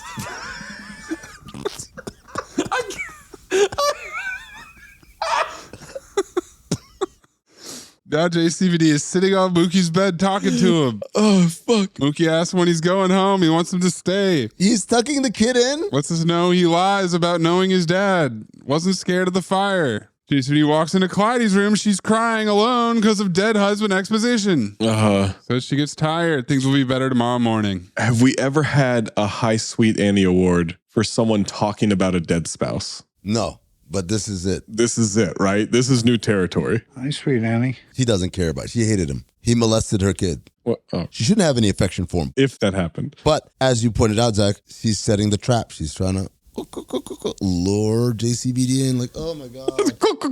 Why did you become Job? It was a reel. I was doing the reel. Oh, okay. This is how you know. She says, I don't know why I'm even telling you this. Anytime a girl tells you that, you know exactly why she's telling you this. I don't even know you. Sam, is that your real name? Yes, CT5 Flyer. Sometimes you just get tired. I'll be okay tomorrow. Things will be better. He doesn't say a word. Just walks out. Power move. He wants him to be like, oh, I'm there for you or whatever. Next day, he's working on the bike in the barn, watching her bathe the horse. Cucking. No, he's not watching her. He's cucking. Horseman. He's cucking hard. Horny. A lot of staring through things. Yes. He's looking at her through the chopper. He's watching her bathe the horse poorly. She's doing a horrendous job of that. Scrubbing one part. The rest of the horse. Gotta do circular motions on this horse. The whole horse. Not just one little square inch. Not just a rib. Yeah. She's a horrible farmer. A horrible mom and a horrible farmer. No wonder she's losing this fucking house. Then takes Mookie down to the auto supply store for repair supplies. Mookie's asking what everything is. Here comes Mr. Dunstan. Okay. We might have a new golden dumpster. Clip it. What kind of car you working on? It's not for a car. A motorcycle. It's a what? He said it like Barbara Walters. A what? A silly rabbit. A silly what? Motorcycle. Motorcycle. Yeah. You're not from around here, are you? Neither are you. That's right. Neither am I. Oh my God, this seems so good. Dunstan knows he's that Canadian guy who saved Tom Lewis. Yeah. Mookie chimes in. Then he saved all the horses too. He did? Wow. He says, so what kind? What kind of what? What kind of motorcycle are we talking about here? That's Cobra formula, folks. A Triumph. Triumph. They don't make them like that anymore, do they? He gets Mookie to go. He says, hey, good luck with that motorcycle. Louis Pinnock. He fucking mocks the shit out of him. Nails it. Hey, good luck with the motorcycle. Cut to Dunstan and two dudes on some heavy machinery. What is going on with the dude on the right's hair? I was so confused because I thought that was Hale at first. Man, he looks fucking weird. His hair's crazy. And I looked, I was like, oh, that's not him. Felt like Amin. That's apparently the lead henchman, Zach. Yeah, that's John. Yeah. Senior citizen with a fucking John Adams wig on his head. He wants the guy to do something and not get caught. Local law's been paid, but not sure he's bought. That's a bar. So he does another sleight of hand card trick with the two of clubs. Is this your card? Yeah. How'd you do that? Magic. Cha. Cut to watching the wedding reel. Whitey and the kids are watching home movies of mom's wedding. 20 CB, an actual reel. With the projector and shit. Yes. Groom's supposed to carry the wife off so they can start their new life together. Dumbass questions by the kids. Someone edited this home movie well because we're into footage of the kids now. I said, who is filming this? Same question too, bro. Same note too, bro. Is it Mookie? Because we get footage of Clyde and her husband kissing on the porch, and the husband face palms the camera, and it appears to be shot from the angle of a child. But is Mookie rolling around with the camera? He said he couldn't remember his dad. There's a scene where he has Mookie on the motorcycle. This is bad parenting. Super bad. Terrible parenting. JCVD gives Mookie a wink. The ass-on kid says, Betty was a good kisser. And I said, what? There are no boundaries with these kids. Well, I mean, when you've witnessed atrocities in the house, you become desensitized to these type of situations, right? Allegedly. Yeah, now she's waiting outside on the porch, pulling a heater. 21st century, ma'am. She's smoking the cigarette outside. JCVD comes out. It's very beautiful here. Valley of the Moon, that's what we called it. Smell the violets is the prettiest smell on earth. I thought she said, can you smell the violence? And I was like, yeah, as a matter of fact, I do. Motherfuckers blowing up shit left and right. I used to be married a long time ago. A long time ago. Same line as the quest. She misses her husband, but she invites JCVD to sleep over. Bang, bullseye, and this, Zach. This is the power move. Another power move. And I'll be honest, I'm not tough enough to pull that one off. With her? Absolutely not. You're a very special woman. And guess who's watching this entire time? Down by the barn. Cucko Lonnie. Clyde looking in the mirror, knock at the door. It's Lonnie drinking. Drunk. He pathetically extends his hand. She rejects it. He's pressing her. She's avoiding it. When you figure it out, let me know. Throws the bottle into the bushes. Classy. This is all your fault, Lonnie. You fucking fumbled this shit, man. Yeah, that's on you. And you didn't fumble it by complimenting her on the sex, by trying to pressure her into something. All those things are secondary. You fumbled it the moment you let her see his hog. Yep. Because she wouldn't have. You should have been like, no, close the door. You can't come in here. You accelerated the process. And your TGT was, doesn't bother me none. Stupid ass. Now it does. Guys are dumping barrels full of chemicals. JCVD wakes up, goes to check out the noise of the bulldozer. They knock over the gates. Cows are getting loose. He grabs the driver out of the truck. Driver's got a knife. He's trying to cut Van Damme as they ghost fight the whip. Finally, some fighting, by the way. It's been a long time since we had a fight. Guy thinks he's got him trapped under the loader bucket, but when he lifts it up, he's gone. Film noir. Now he's on top of the loader. There's a chain through the glass. Jumps off, immediately kicked by a big dude. But he beats the shit out of him with a big piece of wood. Breaks a fence post on his face. Strike 3. You're out. Golden dumpster. What? TGT, man. When was baseball involved here? Profession-based TGT. Cut to Hale explaining to Dunstan he needs her land by the end of the week or he'll lose his permits and then loses his deal and then he's out of business. He's tough talking Dunstan. What kind of a deal? JCVD and Mookie are at the gas station. Dunstan's cucking again. Lonnie's with Dunstan, knows it's not her cousin. I don't care who he isn't. Asshole's beginning to bother me. Lonnie wants the first crack at him. Dunstan's surprised. He's okay with it. Cut to Lonnie pulling up to the barn. JCVD says she's not here. Lonnie knows, wants his ID, pulls a gun on him. He frisks JCVD, handcuffs him to the door. Are you arresting me? Maybe. What for? Haven't decided yet. Beats on him. Beating the shit out of his kidneys, man. Delivering the whitest dialogue in Cinephobe history. Why don't you just leave her alone? Just leave her alone, buddy. For everybody's sake, just get out of here. Just get out of here. JCVD responds. If you cared about Lady, you wouldn't be doing this. If you cared for her, you would not be doing this.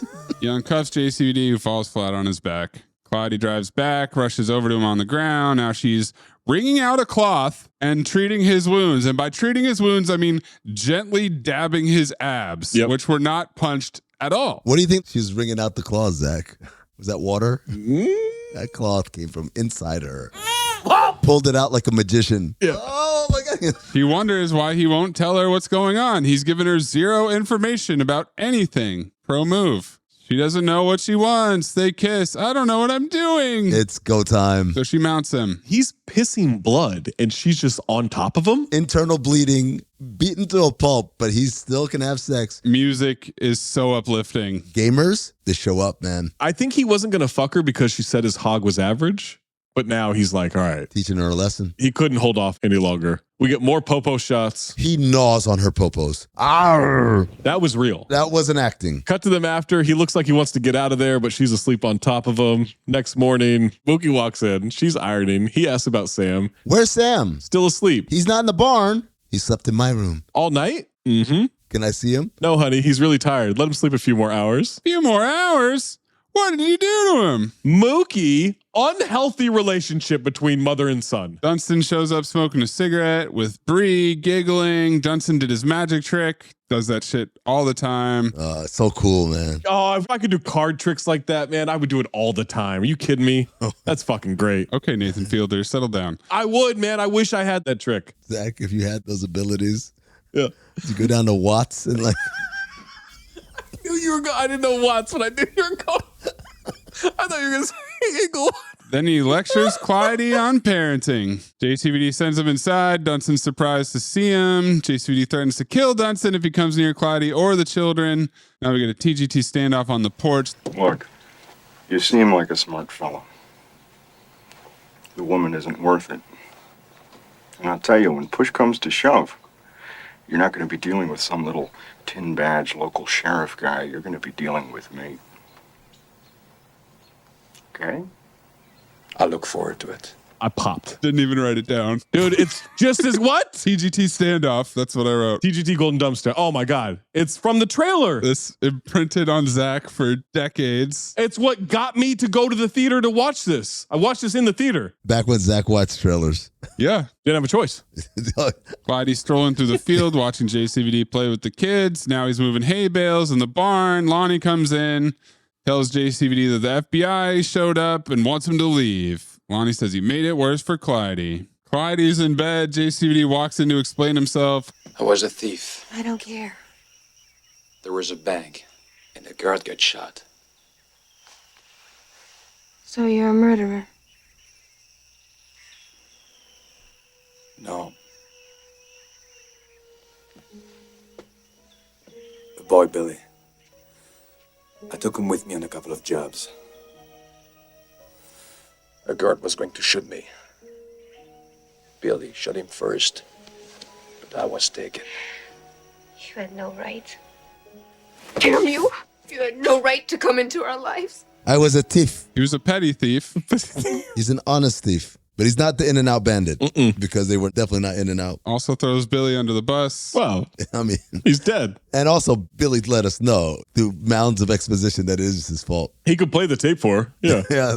I'm not making this up. She wants him to go, can take care of herself. I've been alone a long time. So have I. Why do women do this? Oh, boy. I was doing just fine before you came here. No, you weren't. You're losing your house. You're about to get foreclosed on, and these people are about to strong arm you. And at any given time, you don't know where your children are.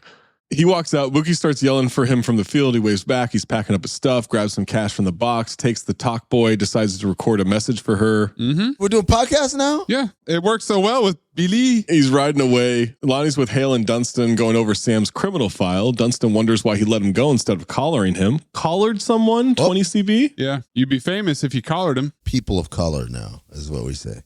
Not everybody.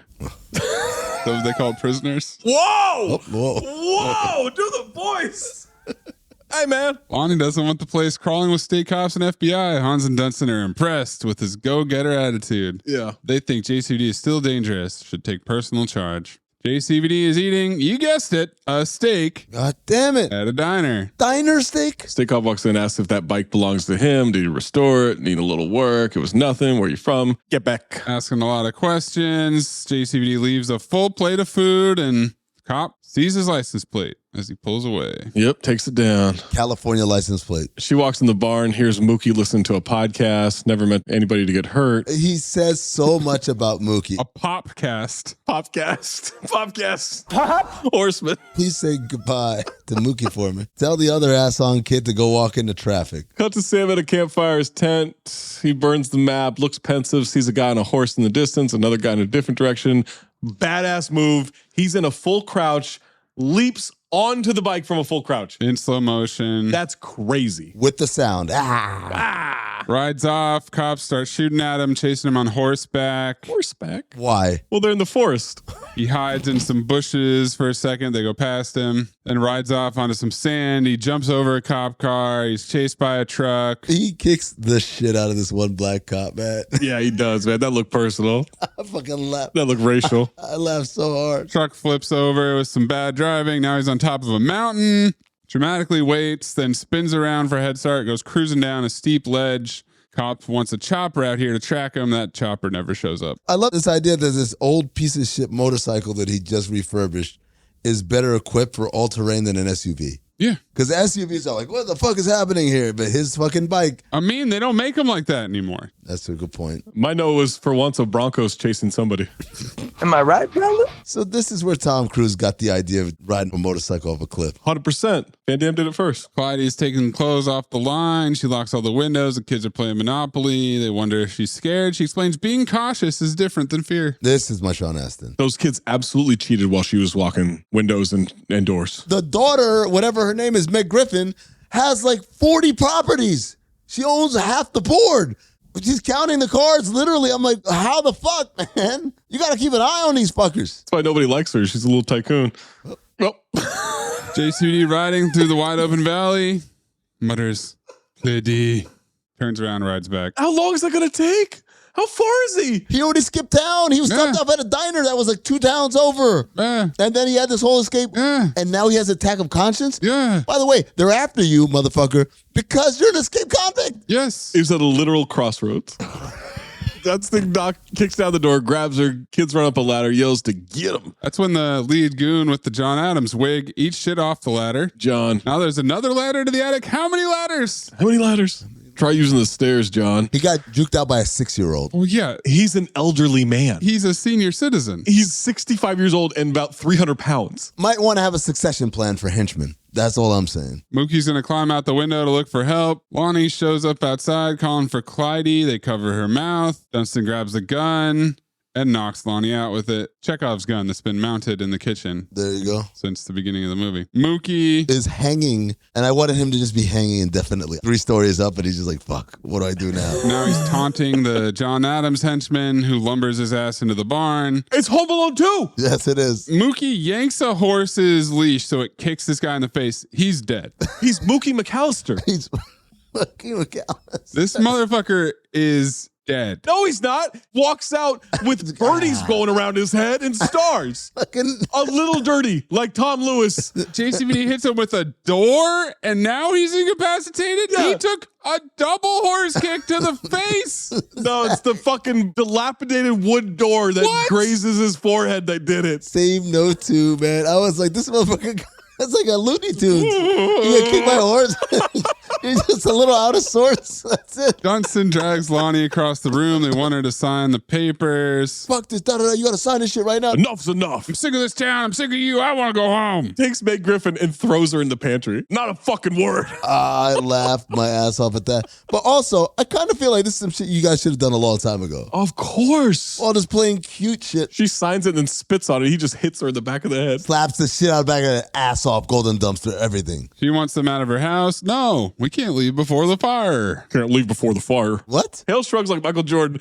Afraid I can't take the risk. They'd light the curtain on fire. That's how you burn down a house, Zach. Light all curtain on fire. JCVD smashes through the window, drags the henchman out through the fire. Dunstan checks the window. He's gone. Now the floor is creaking above him. He goes up through the trapdoor into the attic, turns his back, and JCVD tackles him through the window onto the roof. That's kind of a Seagal move. I don't know. Remember, he dove through the T-birds earlier. The car. They roll down the roof to the ground. That would hurt. The most ineffective use of a shotgun ever. Oh my God. He's swinging it like a bat, trying to stab him with it. No, but he fired it on the way down. It fired twice and it's a double barrel, so it was out of bullets. Yeah. But you're right. He's used that's a fucking bat. Knocks him through the barn. Dunstan throws birdseed in his face. Bolo tactics. Same note too. I laughed so hard. JCVD was like, I'm blind. He was so disoriented by this birdseed. He's ass off. They break a sink off. Now there's water spraying. The most difficult fight of JCVD's life in any movie. Because he is fighting in completely soaked jeans. Fuck Bolo, fuck any of that stuff. That's the hardest fight he's ever had.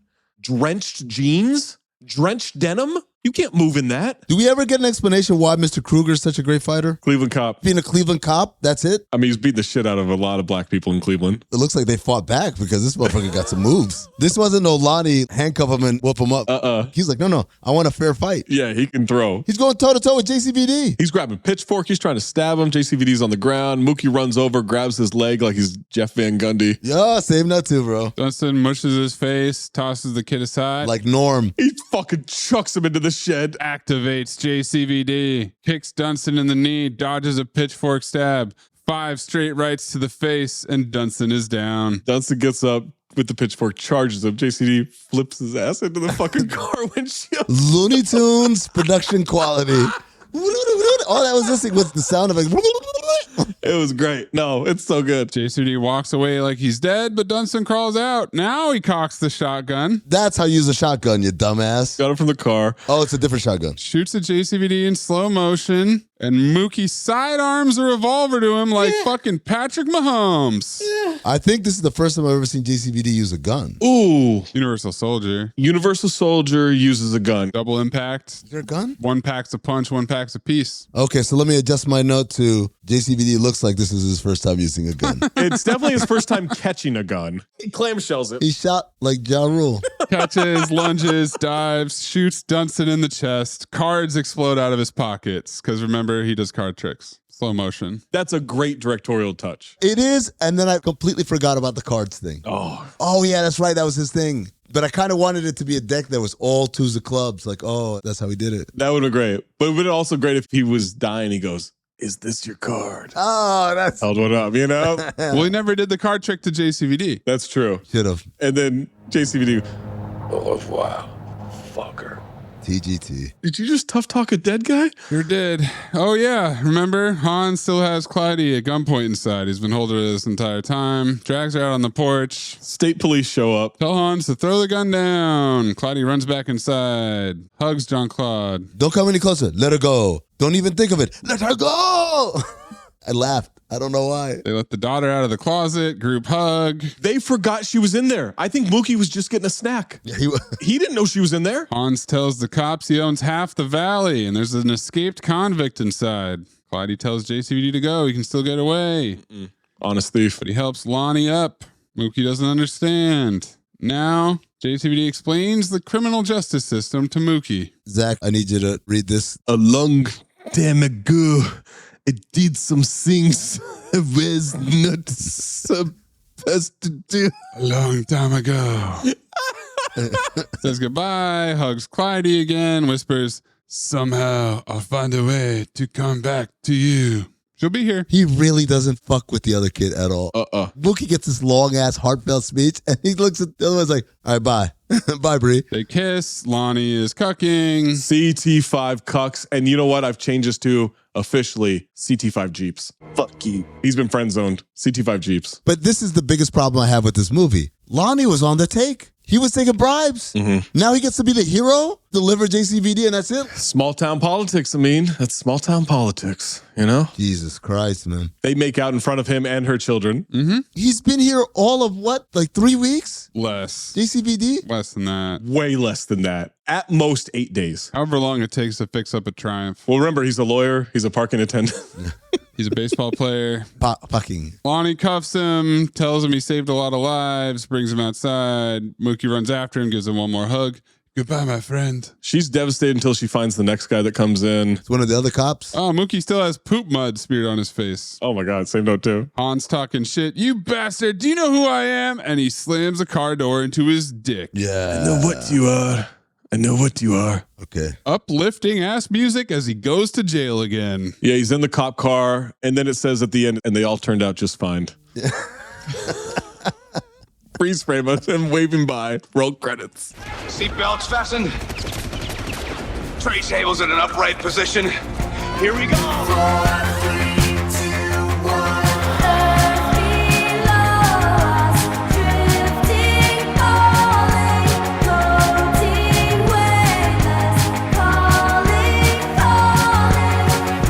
Spot lift off. Oh, man. When the kids see his hog. When she sees his hog. When JCVD saves Clyde from the goons and Mookie says, I know you, I saw your hog. All right, so at least Hog's involved in all of it. Why don't you try telling us what the fuck happened? Plot summaries, 94 seconds on the clock. 3, 2, 1. All right, JCVD is an honest thief who is being transported to the 10 Timers Hall of Fame, and his friend Jimmy, aka Beely, breaks him out of the bus transport, and they go off, except Beely, in a T-Bird named Live Forever, gets shot and lets us know that it was his fault all along, and he's glad he knew him, and here's some cash and a podcast that lets him know just what happened and why he's dead and everything. And so JCVD goes and he buys some meat and he buys some whiskey and he buys some Top Heavy magazine and he goes off into the woods to jack off and bathe and eat a steak and cook it and stuff until he finds a little farmhouse with some giant popos and some weird kids in it. And he starts getting involved because these giant popos are being harassed by some local businessmen trying to take her land and leave her popos unhoused. And so he starts getting involved with this and starts protecting her popos and protecting her house and doing some weird things with the kids. And the local sheriff is in on it, and the local sheriff doesn't like him, and they start getting all kinds of fights. And 30. I don't know. He gets real protective of everything. And so at a certain point, he says, all right, we're going to fight, and I look forward to it. We finally get some fighting. We finally get down to it. He saves a burning house. He saves some horses. And once he fights Mr. Dunstan, who's just busy doing card tricks, 10. We get some guns. We get some popo saving. He goes off to jail because he's an honest thief. And in the end, they all turned out just fine. Mayes, go ahead. All right. I didn't write one for this. Wow. No buy-in. Wow. Very disappointed. Maybe he's buying into not writing. No, that's not what happened. It's a different kind of buy-in. That's not what happened. He's been very prepared for this episode. This is a protest. Silent protest. I got it. Okay. He's just going to let the 94 seconds go without saying anything. He's going to leave it all in. 3, 2, 1. Jean-Claude Van Damme is a prisoner because he's a petty, honest thief. But he's not bad because he shouldn't be in jail. Billy should be in jail. So Billy breaks him out of a prison bus because Billy owes it to him. And Billy also owes him all the money from their petty thievery and a suit and a recording of why Billy is the bad guy and Jean-Claude Van Damme didn't deserve all this. So now Jean-Claude Van Damme is camping in the middle of nowhere and he gets involved in a giant land parcel scheme for Hans from the Mighty Ducks' single city with a golf course and a lake that he's going to make. And you're in fuck city. Only bad guys have land parcel deals that they're trying to make because you can't be good and want to develop land. That's accurate. That's capitalist and this is America and that's wrong. 30. And Rosanna Arquette is a mom, single mom with a dead husband, and she's got a son named Mookie who really wants a dad, and her name is Clyde, and she really wants a husband, and Jean-Claude Van Damme's just a good guy who's going to come in, he's going to fix everything, he's going to fight all the bad guys, he's going to save everything, 10. he's going to save the farmhouse, he's going to save the family, and then he's going to go back to jail. What? Why are we going back to jail? What happens? Oh my God, roll credits. Nowhere to run. Oh, 3, baby. 1, 2. Look, do me a favor. I don't want to do a countdown before I do the scene. No countdown. Can we just do it off of action? Just in your own time. Good. So I'm not a rocket ship, okay? Okay. All right. JCVD is an inmate being transported. He gets broken out when his bus gets crashed into by his homeboy Billy, who has enough exposition to fill the aisle. Ho, exposition. As they drive off in a car named Live Forever, one of the prison guards hits the Tyrese Halliburton game winner right through the throat of Billy. JCVD goes on to stop by the 7-Eleven where the unhoused gentleman bumps cigarettes off a snacky tuna and buys a bunch of sloppy steaks and then goes camping by a lake where he cucks on Glidey the Glidey as she disrobes and unbears a pair of giant paws. He sneaks in to steal the salt, something he could have easily gotten from 7-Eleven, and that's when Kieran Culkin, a.k.a. Mookie Blaylock, sees him and thinks he's E.T., which, when you hear JCVD talk, how could you blame the kid? We get exposition from beyond the grave as Beatty catches us up with all the major plot points. They're bank robbers. Beatty shot the guard and got away with the loot, and JCVD did the time. And oh yeah, he got him a suit. I wonder if he likes it. Meanwhile, we have Brad Wesley at home is mad that Clyde the Glidey won't sell. So he sends Mr. Kruger to get her out, and he sends, in turn, the cuck cop, Lonnie, 30. to go bang her into submission. Lonnie fails. Mookie discovers JCVD unhoused Cam, and JCVD is a CT5 worst liar when asked if he likes boobs. Mr. Kruger's goons go to scare Clyde, but JCVD stays the day, so he's allowed to sleep in the barn and shower in the house. Lonnie sees his hog and gets jealous, but Clyde assures us it's not that big. If you're keeping track at home, 10. 4 people have seen JCVD's hog. 2 of them are children. Anyway.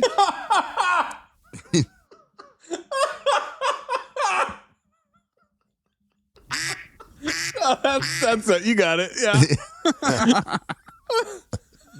Oh, man. That is what the movie's about. Jesus Christ. I gotta get better at these, man.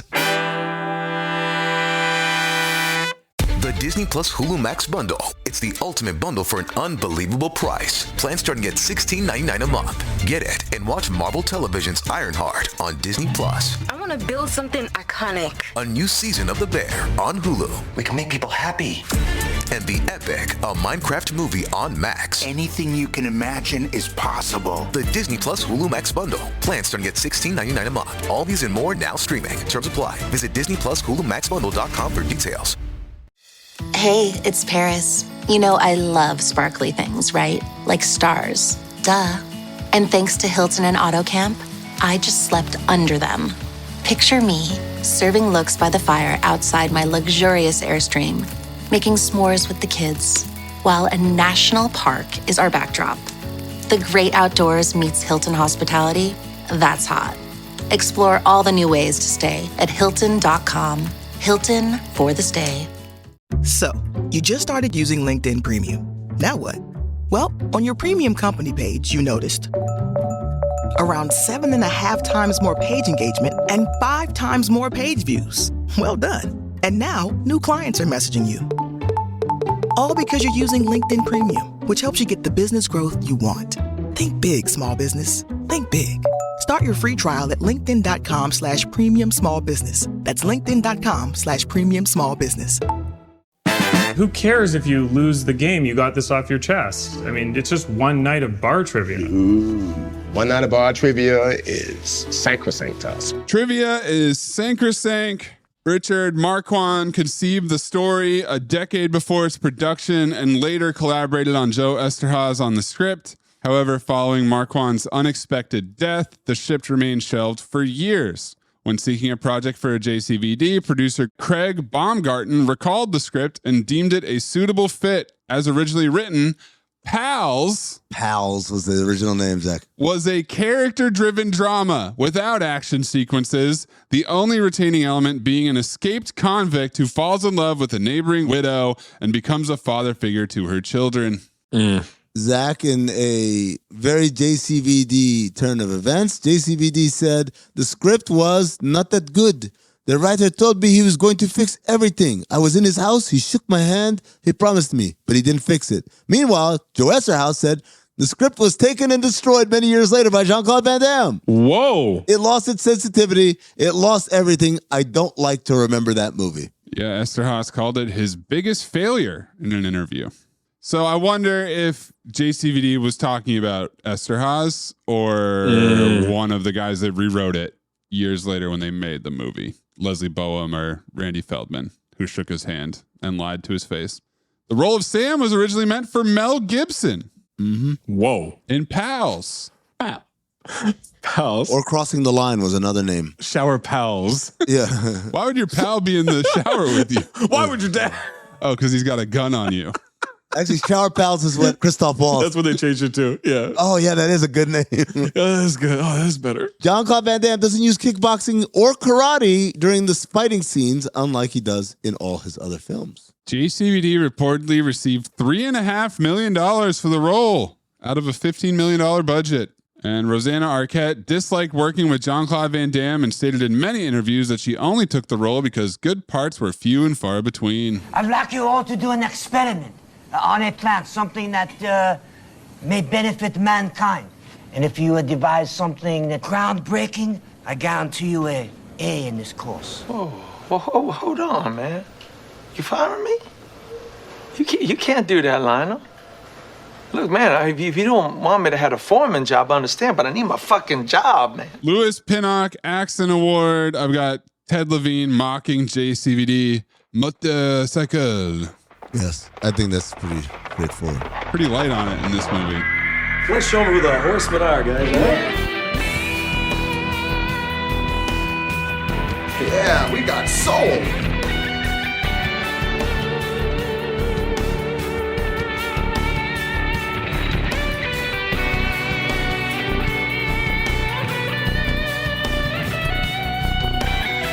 Five Horsemen.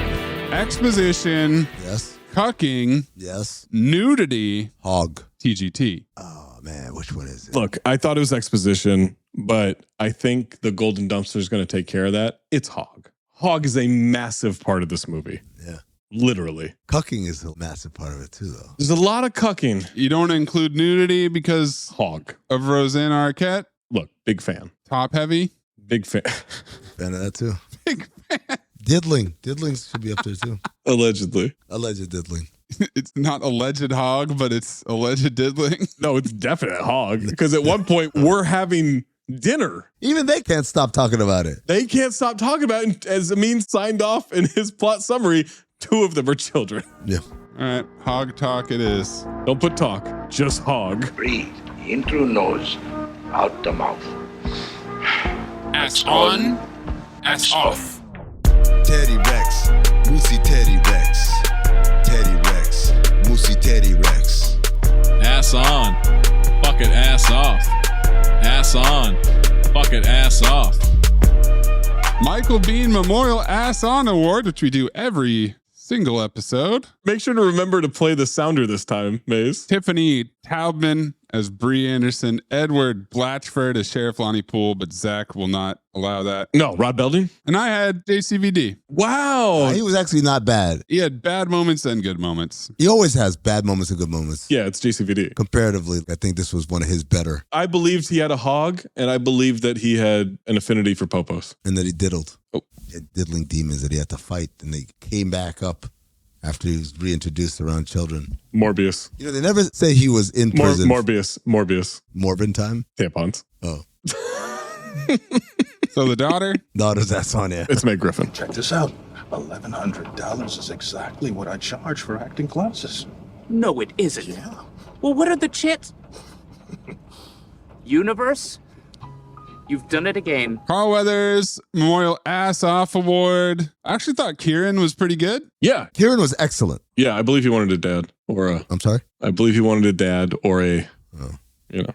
A daddy. Oh. But I think it is Ted Levine as Mr. Dunstan. He was fucking perfect.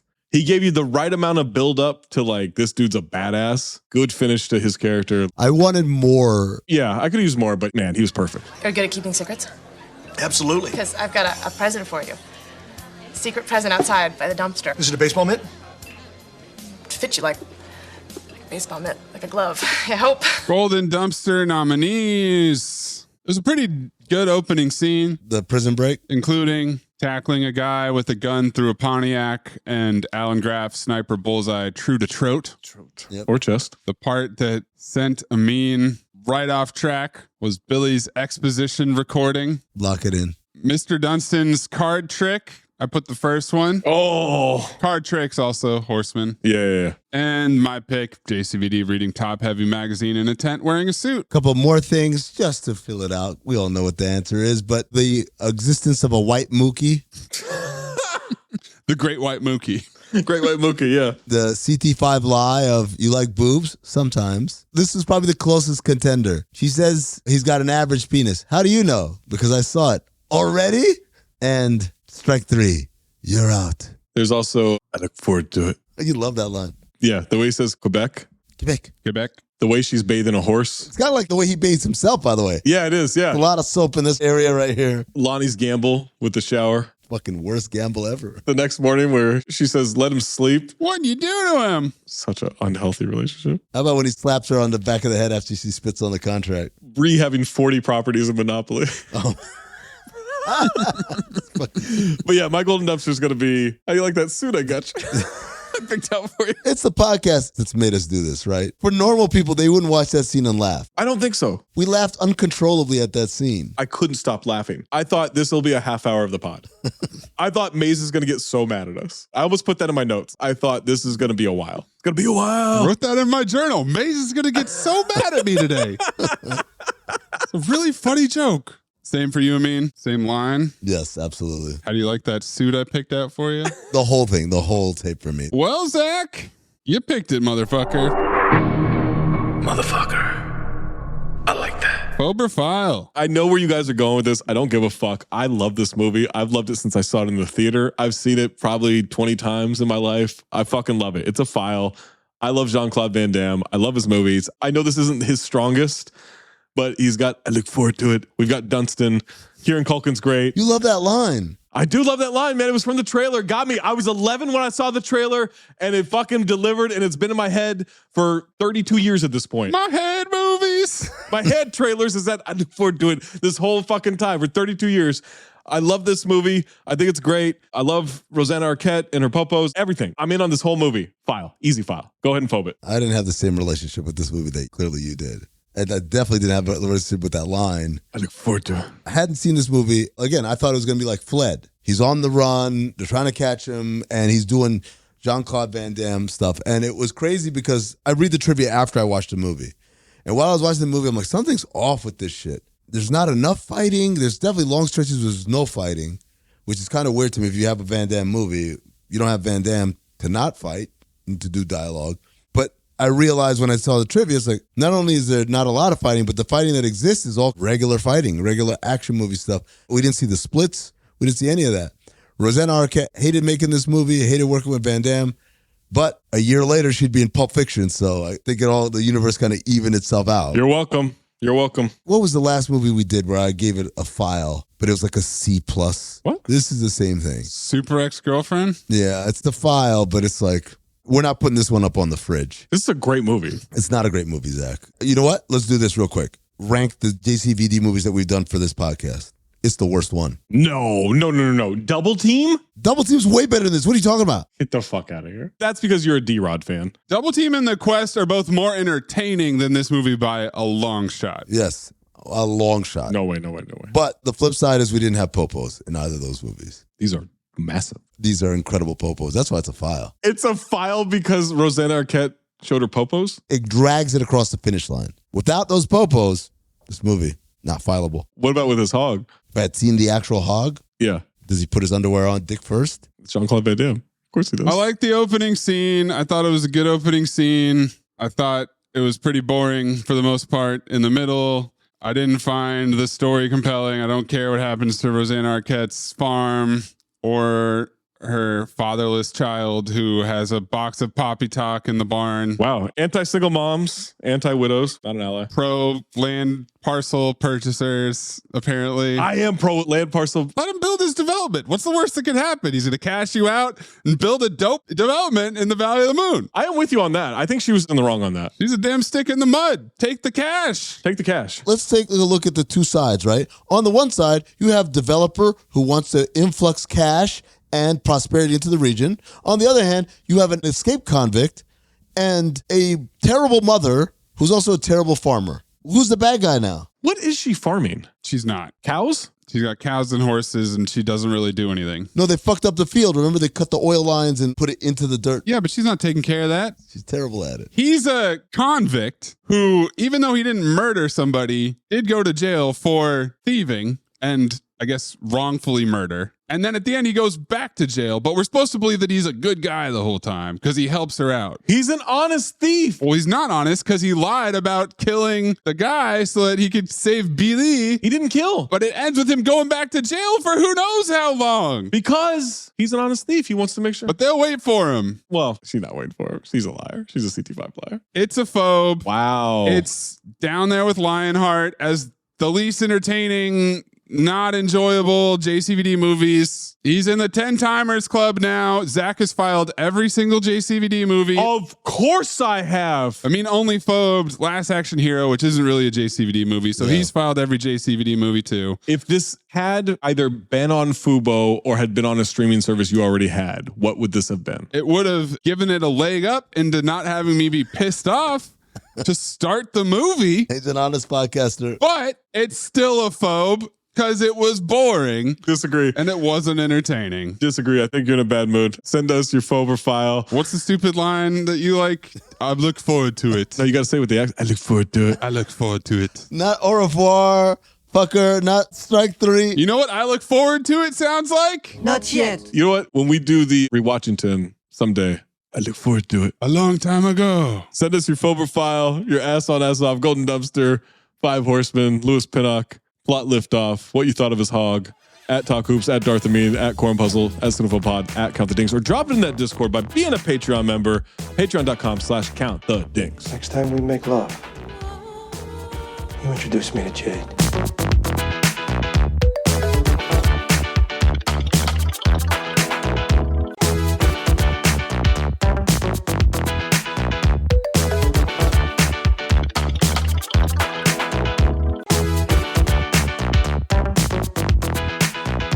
All right, well. Do it, you coward. I have not picked a rental all year. Chittering? Chitter with me. Chitter. I was going to celebrate you guys for not picking a rental in a while until Zach backdoored this rental into here because of Fubo TV, but I'm pot committed daisy chaining off of a primate named Dunstan. Yes. We are checking in. Yes. To the hotel. File. Zach is fist pumping. File. And looking, bouncing in his chair. Been circling this one. I can't pass it up. As soon as I saw that his name was Mr. Dunstan, I had to do it. I was hoping. You know what's funny? I remember when this movie came out. I think I actually saw it in the theaters. I don't remember what it's about at all.